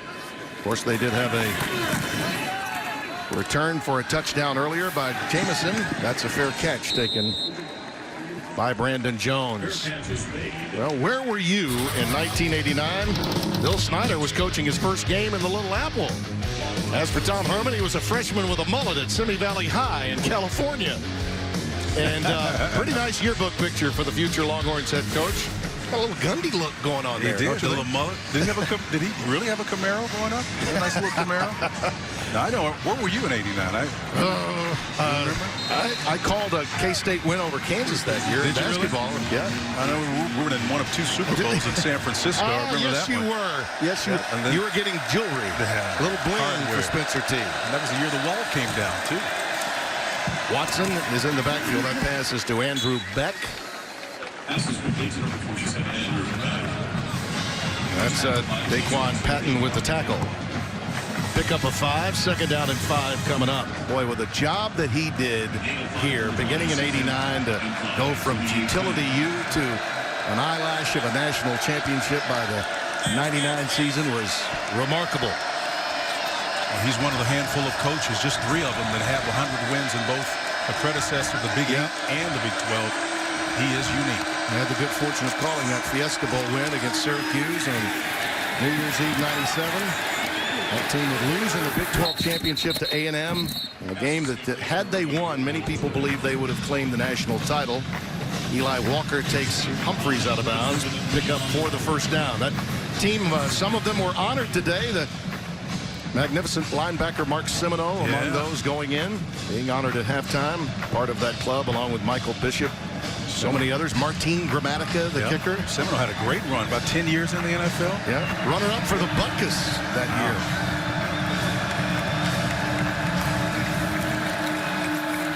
Reed, option, and expect the tight end. He's got room. And you know that guy's not going to miss a tackle in space. Elijah Walker brings him down. Gain of 12. Elijah Walker does bring him down. A nice job of blocking on the perimeter by the big receivers, too. Again, we talked about how integral they are. Colin Johnson and company blocking downfield. When the ball is not in their hands, still able to affect the play. Ellinger whips it out to Duvernay. Stopped by A.J. Parker. A.J. kind of cattle rustled him there. Just kind of pulled him down like a steer. Grabbed him by the horns. It's a nice tackle. 4 minutes remaining in the third. Second down and a yard to go with Trey Watson in the backfield. Cover 2, zone coverage. They're going to see if they can exploit this. Probably a very cautious pass. Probably won't run against the numbers, but let's see. Option game. To the wide side of the field. Watson stopped for a loss. Duke Shelley, the sure tackling corner, coming up to make that play. That's how you play the option game with leverage. And again, part of it too, if you're the quarterback, when you come down and pitch that ball, the way you make it work is you got to make sure that defensive end is closer to you. There's no one. Ellinger wastes his ability. You got to push it to the edge and then make someone defend you. Then you deal it on the corner. Third down and 1. On the read option, he'll keep it. And he's got the first down. I got to say this for Sam Ellinger. He is tough. I love him. I mean, I said he was Tim Tebow light. He's built like that, man. Watching him in the pre-games, he's just swollen, man. Got those big old lower body legs. It's so tough to stop him, but on the option game, he can really give himself an advantage. And maybe this is part of play design, too, to have someone to actually option off of. Because otherwise, you're wasting your numbers. Same high school, Westlake, as Drew Brees and Nick Foles. Couple of Super Bowl winning quarterbacks. Nice job. Ellinger whips it out to LJ. Little Jordan Humphrey has the first down at the 30 of Kansas State. This is what they've needed to do, is exploit this zone coverage. Here's the area that you want to exploit back here. L. Jordan does a nice job of sitting down. You don't need to do anything but find grass. That's what he's looking for. Open space, not running any particular routes. Just sit it down in that void. Let Ellinger set his feet and deliver a strike. That's another 20-yard pickup. Boom. Down goes Daniel Young, his first carry. Justin Hughes, man. He just came in there with his ears pinned back, with a bad attitude. Coming from that inside linebacker position, shows you exactly what he's looking for. Look at his, that's his focus. His eyes read and react, is able to avoid a defensive guard trying to block him. That's a big-time play right there now. Loss of a yard, so second and 11. Colin Johnson, we've not called his name, Spencer, that often. He's lined up on the opposite side of Shelley, the top of your screen, and it's second down and 11 yards to go. Humphrey in motion. This is run all the way for Ellinger. down to the 30-yard line, and it's Hughes again. The first to get there. I like what coach is doing, trying to get Kansas State focused on defending the run in the middle of the field right now. He's going to take a shot eventually. I mean, he's got a different set of skill at the wide receiver position that he had at Houston. Those were smaller guys. He's got 50-50 guys that'll go up and get it. Give him another 15 yards. He's going to take a shot on top, I promise you. Two of his favorite targets at the bottom of your screen. Johnson and Humphrey. On 3rd and 7. He's looking that way. Incomplete. Looked as though he was expecting that route to go out and not up. Colin Johnson and he perhaps confused on that route. Well, he had him wide open. Again, the sideline there. And again, no pressure. Just the ball was errant, off the mark. So he had him wide open. I mean, you know, Colin's going to come down here and just work. Nice outside release. I mean, he's just sitting down there. Ball so far from him. Yeah, no, I'm going to tell you, it was so bad I thought he was confused on the route. Yeah. You're right, it was just a bad pass. Dicker pushed it. He pushed it. Wow. Giving him hope, Timmy. Giving him hope. You let these guys hang around in this building. You talk about it so often. The currency of college football is its history. And historically, K-State doesn't lose this game. Texas appears to be really every level better. The Bill Snyder's club is playing with that sense of urgency now in this second half. And you can feel it in this building. You sure can. You know there's always going to be ebb and flow in the course of any game. But once the game begins to take on the narrative that has defined it historically, that's when your guys begin to hope for more. From the 30 with Delvin Warmack in the backfield for Skylar Thompson. Independence, Missouri. Redshirt freshman with a good arm. Numbers to the right.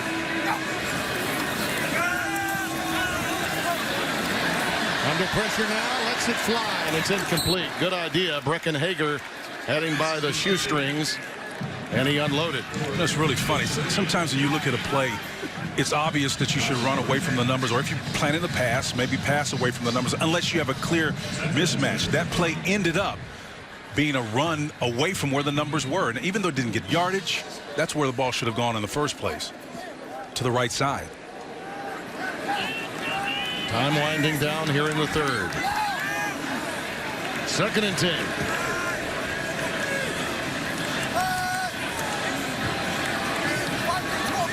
See something again, changing the play. The ball should come here. Nothing doing for Warmack. Gary Johnson plugging that hole abruptly. The senior from Douglas, Alabama, by way of Dodge City Community College. He had such a great game against USC and has just followed up on it the last 2 weeks. One thing is obvious. Kansas State is trying to run away from numbers. They're doing a pretty good job. Texas not really adjusting. You saw the trouble they had at doing that on the one touchdown run they had on the pass, the run by the quarterback. Well, you see the conversion story. They need one here, and the chains are against them. 3rd down and 9. Corner cat blitz coming. Thompson with time. It's caught. It's Zuber. It's first down. He beat Chris Boyd on that. Boyd was defending, had nice coverage, but Zuber did a fantastic job on an individual route. That's just all about him finding a way to get open. Stayed composed, didn't he, Thompson? Yes, he sure did. That was a good one to close out the 3rd. Wildcat fans are feeling it. They're accustomed to having success in postseasons. This could be one of those 4th quarters that they're remembering in November, played in September. The great 3rd quarter, they got it. That was one heck of a pass and catch to close out the 3rd. Zuber gave him an opportunity to go to what they do best right now with this quarterback, and that's throw the ball. It was just basically a push route where he goes down, Timmy, and makes a great job in terms of the cut and getting open. Boyd had nice coverage, design coverage, but he made a great move and made a great play. Well, without question, if you look at what Kansas State has done in this second half, they have forced Todd Orlando's team to cover the entire field. That was not the case in the first half. Nice move to Sean. He dropped it. Boy, it was right there. He just let the ball play him that time.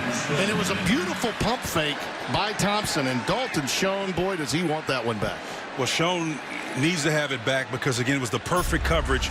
You know, Texas with a safety back here, he's got to go a long way to cover this. That safety came down out of the hole, leaving him wide open. I mean, boy, good pump fake on it. Nice job of selling it. That's the reason why the safety drove and came to the quarterback, because of the pump fake. He thought he was going to the out. Instead, he went to the hole. Gotta love the arm, the ability to throw that pass by Thompson. That one's overthrown by Reuter. Pump fakes can be brilliant. This one was, and it enabled him. It did. It really did enable him. Again, the safety, which the ISO here is just absolutely beautiful. But what happened on that play was the safety moved on the move with the pump fake, drove, that opened up the hole back, and Schoen had an opportunity to come wide open. Just couldn't complete the catch. 3rd down and 10 with the ball at the 43. Well, you saw a big drop to close the first half by Adam Harder. That one was another difficult pill for K-State to swallow. Got a late blitz. Let's see if they pick it up. Thompson shoots it for Schoen again. That's beautiful. Nice idea. Go back to the guy that just dropped one, as he did right there. That's 18 yards and a first down. And P.J. Locke was coming from depth late. We're going to see the ISO here, what was happening on the back end of this. Again, another outcut at about 10 to 12 yards. This time they give him a chance to make good, build his confidence. Boy, I love the decision to come right back to him. Yeah, Stearns, the safety, the freshman phenom, was over there with him. Movement early by Hager, but no flag. Thompson wings it deep for the corner for Reuter, incomplete. Yeah, Hager did a nice recovery, but coming parallel to the line of scrimmage. Outstanding job here, what otherwise would have been a sure penetration. I think he was wanting a flag. Devontae Davis was in coverage. That ball did not look or appear to be catchable. I think maybe he thought there was some movement in that interior line that had given him a free play, too. This is amazing. That was the 8th first down a minute ago. He got this back, half. Though. 2nd and 10.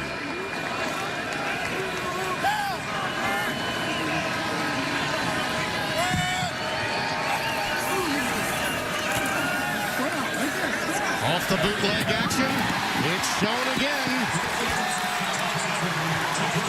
Normally sure-handed, dropped one, and is atoning now. That's 19 yards, Spencer. Yeah, Brandon Jones, the free safety, was defending, and it's a nice job on the outcut. It's a medium outcut. These quarterbacks, Thompson included, throw the ball well on the run. A chance for him to plant his feet and get all of his body into that throw. He delivered it on the road. Probably the best performance from a quarterback for K-State was by him against Texas San Antonio earlier in the year. He is looking every bit that part right now. Barnes stopped at the 17-yard line by Gary Johnson. That's the missing part, Barnes, of this reclamation project of a second half. He was their leading rusher of a year ago among the running backs. If they can get him going, he was well below his season average of a year ago. If they can get him going, complimentary, they can work the edges a little bit more effectively. Well, what Todd Orlando was describing to us last night, what they anticipated. They're doing exactly what he said. Yeah, without question. It's just the pitching change and the play calling change that's gone with it that has K-State moving. For the corner, it's Zuber. Incomplete. Overshot him. Chris Boyd was right there. I thought he was going to go with Schoen on that, and just a design play to isolate him in the end zone, and went for all of it instead. 3rd down and 7 coming up. These have been fairly aggressive plays by the part of Bill Snyder offensively. Without a doubt. It's like a Jekyll and Hyde offense. Polar opposite, man. They don't look remotely the same. 4 for 5 on 3rd downs this half for K-State. Thompson with late pressure. Unloads it for Zuber. There's a flag. I think Boyd got him early. He caught it, but well beyond the end line. This could be a penalty on Boyd. Always like to look at what happens here. We'll see the penalty on Boyd. He just basically grabs him. Oh, yeah, that's an almost tackle there. He had him wrapped up pretty good. Yeah, Zuber otherwise comes wide open. And I tell you what makes that play possible as they sort this out, Timmy. It's really the fullback, Alex Barnes, how he came back across the formation to take care of the weak side pressure. It was just a textbook in how to protect your quarterback to give yourself a chance. There are 2 fouls on each team. Holding Defense, number 2. Pass interference, offense, number 7. Those penalties offset. Replay, third down. Oh, what a break for Texas. Wow. What a break for Texas. I mean, he clearly was tackled, but then he's saying there was pass interference offensively after that. Here's what you were talking about. None of this happens unless you can come back to the formation and see where the pressure is coming from. I'm telling you, that's a next-level play right there. That's big-time football when you have the ability to just earn pressure away and then built into the scheme, the ability and latitude to go back there and make that block. Well, I don't get the dual penalties there. I really don't. That is a huge break for Texas. Offensive pass interference, Spencer? Really? And that's the first penalty against Kansas State. That's the job. Quarterback goes bring it down. Looks like a design run, and he's out of bounds at the 16. He missed Caden Stearns and avoided him at that strong safety position. Again, I love the left-handed kind of play here on this play selection on this series. The passing quarterback pulling it down and running. He's got a touchdown already. 4th down, Timmy. What do? This is the biggest play of the game, in my opinion. Well, they bring another tight end in. Lays Gammon 89. Checks in. Schoen and Zuber, their 2 best receivers, are at the top. Reuter at the bottom of the screen. Reuter to the top. 4th and 6.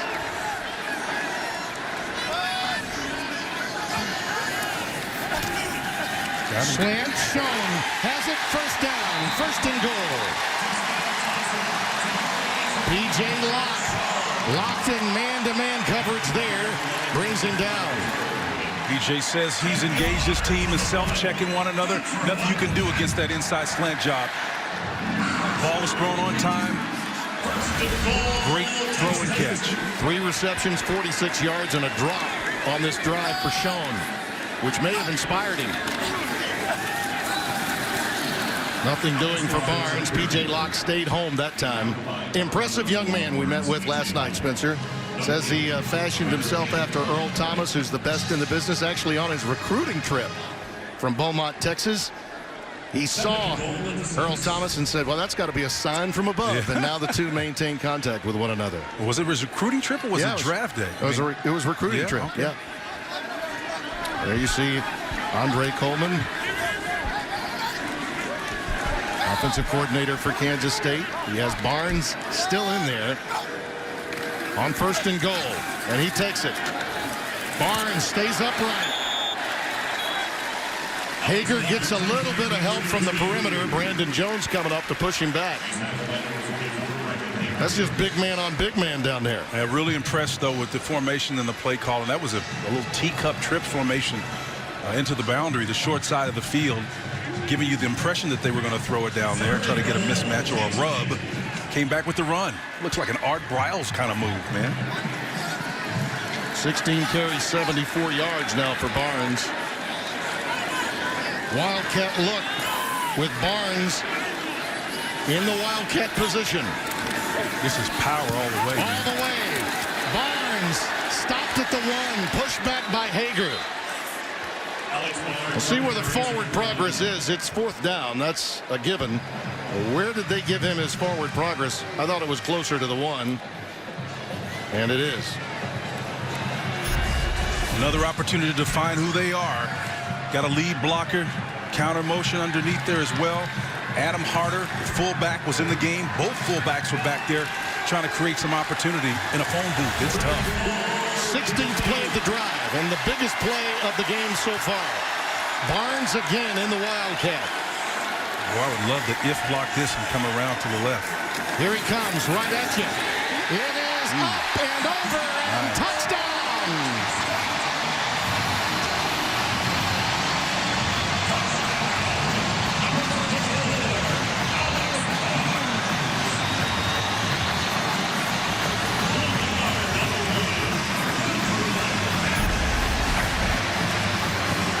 Timmy, we said that Alex Barnes was going to have to get going to help this team balance it out.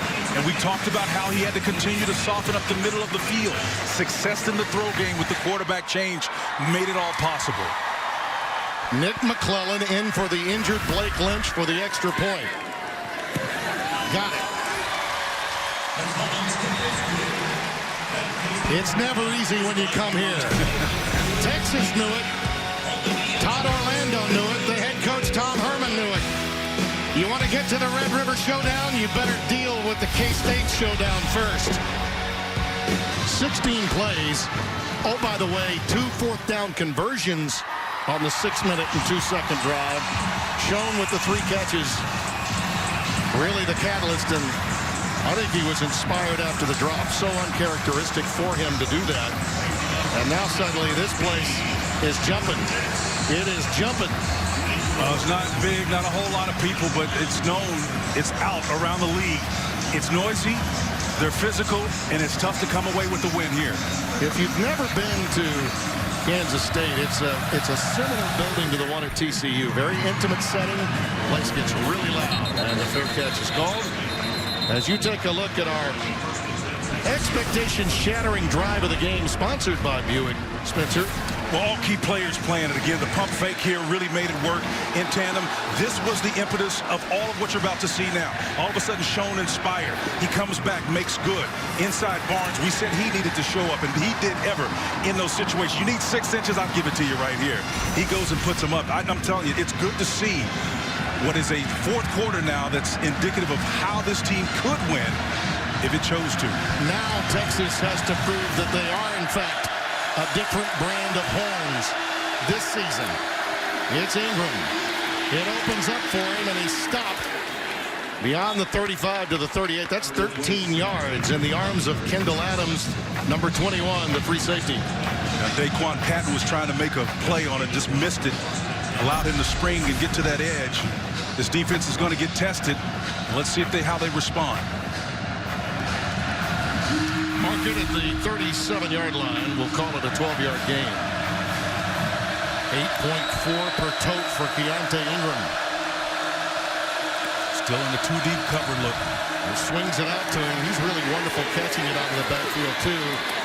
And he prances along the sidelines and is pushed out at the 43 by Duke Shelley. That's 6 yards. Look at the second half scoring the last 2 weeks versus today. Well, I'll tell you, that's the story right there, right?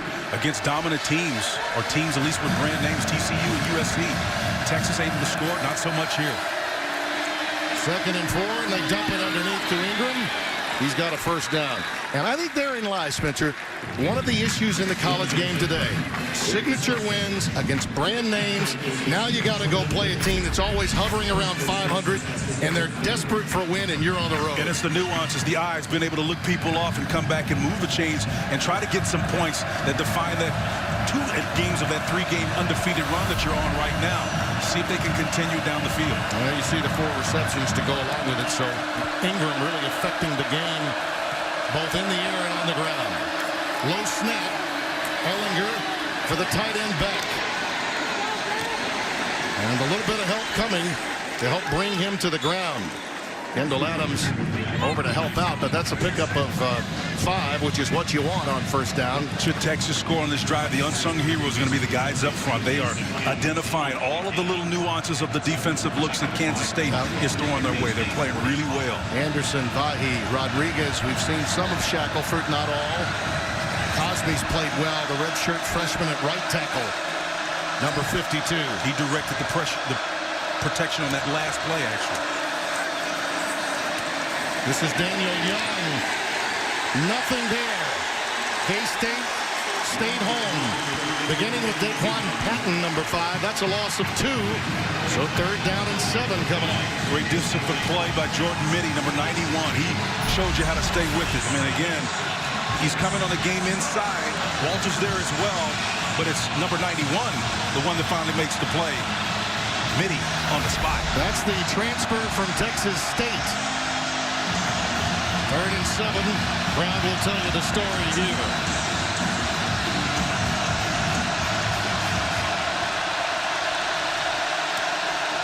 A late delay.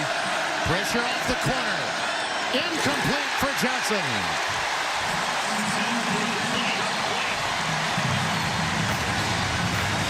Now the Wildcats with a chance to gain possession and take a lead. And they're smelling it here. Just off the fingertips. Again, great coverage. Everybody manned up. It's all about accuracy and making plays. If you execute, that's a completion and a first down. You're moving the chains. Well, remember, they had a missed field goal on that last possession, Spencer, which I really believe pumped up this crowd even more. Now they're going to stop. But Texas could pin them in poor field position. A late fair catch called by Shelley at the 15. That's a 32-yard boot. Mojo with Kansas State. Shown the way. That's what Kansas State is saying. Shown the way. FS1 college football, oh yeah, is sponsored by PlayStation Store. You won't believe what's in store. Well, actually, I couldn't believe what was in store last night either. I saw you running around the room, too. That got you excited, man. We're trying to have a production meeting. Yeah. K-State band comes in, and Spencer proves yet again that I'm not the only toe tapper in the booth. How about that kick, huh? A little high action there? Look out, Rockets. Holiday season's coming. 7:12 remaining, K-State with the ball, and Alex Barnes takes it ahead to about the 20-yard line. Stopped by Anthony Wheeler, number 45. Well, that's the story of this half, Spencer. And it's been a tale of two halves. Well, it's been exciting to watch Kansas State respond to a difficult situation and get this second half, particularly the third and fourth quarter, in line with the history of the series. Rebuilding confidence in their run game, switching quarterbacks, all of it collectively leading to the narrative that we have now, an excellent outcome in a football game. And whatever controversy there was at quarterback may be in the process of being solved with the way Skylar Thompson is throwing it. That time, just as I mentioned it, he throws one into the dirt for Dalton Schoen. That's as poor a pass as we've seen from him. He's been outstanding for the bulk of this half, and it's a 3rd down and 6 coming up. Well, let's see what they do. And Alex is, he's resigned. They're roommates. So, again, it's a good situation. And I think Bill Snyder told us yesterday that he intentionally expects everybody in this team to look at what he did and use them as an example. More is caught than taught, he said. 3rd down and 6. Longhorn defense trying to assert themselves since their offense has been stopped the last couple of times. And with the play clock winding down, a timeout taken by K-State. Kansas State has called their second timeout of the half. Each team with only one timeout remaining after that timeout. Hasn't been easy for the Horns. Trying to win 3 in a row in any league is tough in this day and time. Kansas State gets a first down here, Spencer. They could effectively hold on to the ball a good bit of the remaining time. Because of what they've done to set this up, this is a run conflict scenario. 3 and 5. They can go either way, run or pass. I look for them to come to the left, opposite of where the back is right now. 3rd down and 6. Now you got to run away from them clear. You got to get in another play.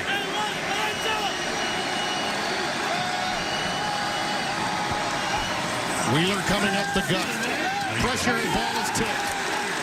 They came with Wheeler on a look inside, and Hager was also there, and the ball was tipped. And it's 4th down, so a big win for Todd Orlando's defense. Well, that's timely for Hager, who, again, hadn't put up a lot of stats, but being able to affect it at a crucial time like that when it's 3rd and 5, when it could have, depending on the way this game has been going, considering the way it's been going, it could have spelled an extended run for Kansas State, who's been tremendous in the 3rd and 4th quarter of converting on 3rd down. Yeah, and that's against the Texas team that its fan base will tell you in a heartbeat has owned the 4th quarter. They've, in fact, owned the second half until today. That's the reality. Hager makes the big play here. Texas still in control, staving off the Wildcats by 5. And viewers always hear me talk about gaming and dealing. Everything is predicated on integrity. All it means is when you take and void an area, you have to make sure that the integrity of the play stands, so you make a deal with your teammate. I'll take your place if you'll take mine, and that's exactly what Hager did on that play, and I think it's the most important play so far for the Texas Longhorns in this game. It may wind up winning them the game. If they control the ball here, keep making first downs, and let the clock tick, and there's nothing K-State can do. Kendall Adams with the tackle of Keontae Ingram. Keontae stopped a yard behind the line of scrimmage, so it's 2nd and 11. A felt like Monty Hall making that example. I'm talking about let's make a deal. You're bringing up game shows? Second down, 11. Duvernay is to the bottom of your screen. Swings it out to Ingram again. Keontae! What a hurdle! Keontae showing you that he's got plenty of moves. How about that? Edwin Moses. A little over the top.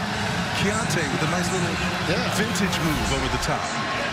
Keontae. I may have a Perrier now. 3rd and 6. K-State defense settles in as you see Tom Herman. Play is in, and they're ready to go.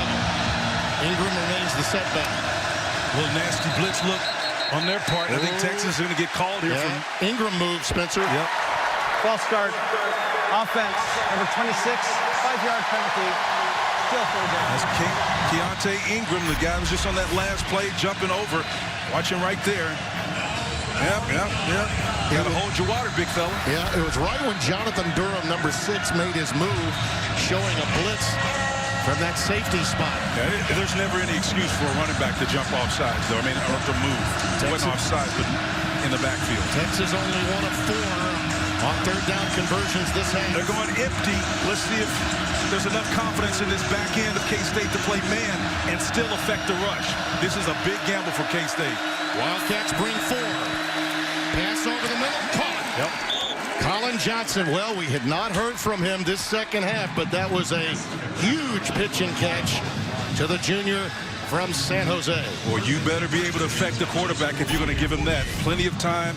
You can see the vision in his eyes. He comes back to the backside. Does Ellinger finds a little window, places it low and inside, exactly where it needs to be. Got to be impressed with Sam Ellinger. How far he's come, Spencer, since the end of last year. Quality decision maker now. He's just got to continue that path. 29 of 36 for 207. Calls his own number here. Quarterback drop. Boy, was he popped. The usual suspects are always involved. A.J. Parker, number 12. Boy, did he lay the lumber. Whoa. Parker just popped him. You just got to listen to it, folks.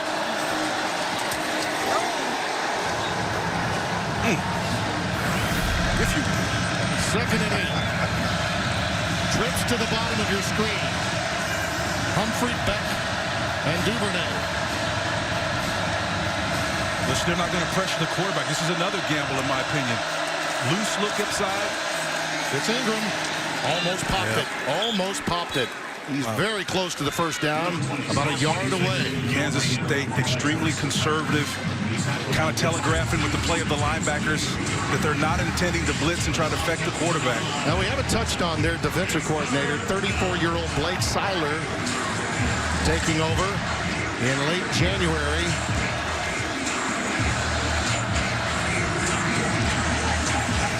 Third down, a yard to go. They go shotgun again with now Daniel Young in the backfield. 2 deep safety, conservative again, trying to bring it down high, the hole effect. And these are the numbers now. Single safety look, more numbers around the line of scrimmage. They sense the run. Yeah, running into a corner blitz, but effectively, as Reggie Walker made the stop. 3-yard pickup and a first down for Texas. Now, how big was that block by Hager? They can just run out the clock, and win this football game. Most important play of the game for Texas, in my opinion. Death by 1,000 cuts. I mean, it's just really about how Kansas State chooses to defend them now at this point. They've got to generate a turnover. Yeah, and Kansas State used 2 timeouts in the third quarter. Yep. They can only stop the clock 1 time.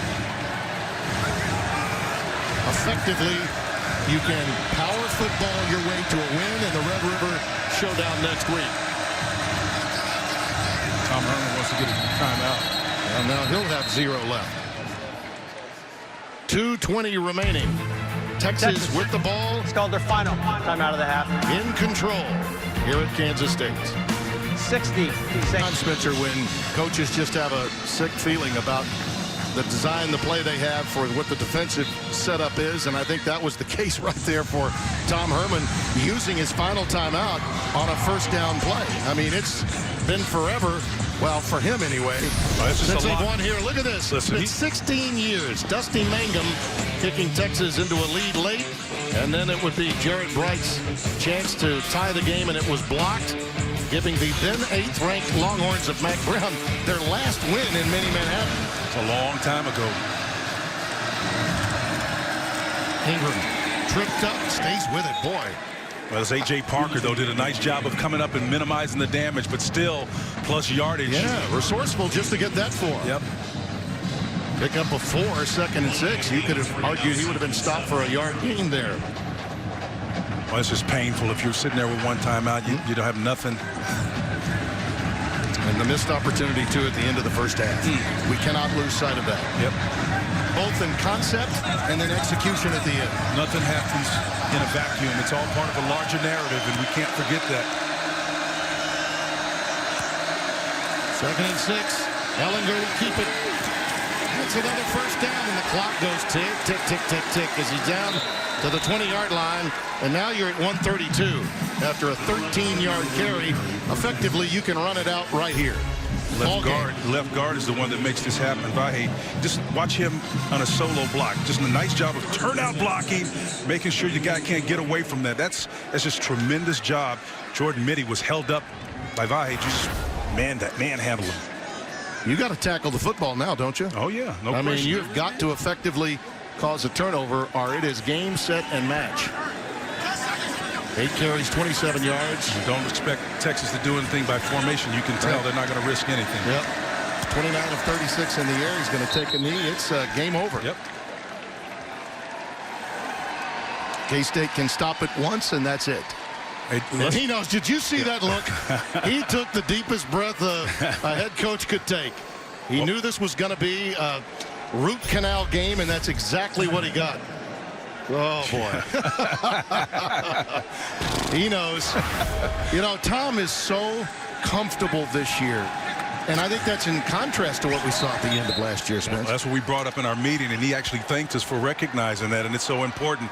He understands not just for the constituency that he lives in a world of images and impressions. This was an important win. It's an inflection point, Tim, for the program. Well, Kansas State will not utilize that timeout, and the game is over. Texas moves ahead to 4-1. Kansas State drops to 2-3. And the Red River Showdown, which we will have for you on Fox at 11 Central, noon Eastern Time, complete with our studio crew, anchored by Rob Stone on hand for a 2-hour pregame opportunity from the Cotton Bowl. It will be intact from the Texas point of view, and should be an outstanding matchup. Hager made the big play. I mean, there was no denying Brecken Hager, who had been somewhat quiet on that game and deal, made the play of the game. There was no more important play, working in tandem with Walker, his teammate, when they decided to game and deal, and Hager came up with the big mitt that deflected the pass away. That was the most important defensive play for Texas in this entire game. All right, let's go down to Holly with Tom Herman. Thank you, Tim. Coach, your first win at Kansas State since 2002. How are you able to come in this hostile environment and pull out the win? Well, we stuck to the game plan, which was try to keep their offense off the field as much as we could. We slowed the game down a little bit offensively. We didn't hit as many big plays on offense, but we dink and dunked them a little bit, and we ran the ball well at times and ran it enough there. We only had, I think, 8 possessions on offense, so we tried to make the most of them. Coach, you're now 4-1, taking on Oklahoma next week. What is the biggest area you feel you need to clean up before next Saturday? We got to connect on big plays on offense. We're not good enough. Nobody really in the country is good enough to go on 12-play, 80-yard drives. And then, obviously, we lost the penalty battle 10-0 or something, 11-0. That's unheard of. So we got to cut those down, those self-inflicted wounds. Coach Herman, thank you very much. Enjoy it. Tim? Actually, there was one penalty, but it came on the same play that his defense was also whistled. But in the end, Texas was too much brawn, and they win it today. For Spencer Tillman, Holly Saunders, our producer, Jake Jolivet, director Mitch Riggin, Tim Brando saying so long. Let's get you now back from the Little Apple to where everything's big in Tinseltown. Rob Stone and post-game coverage. Rob?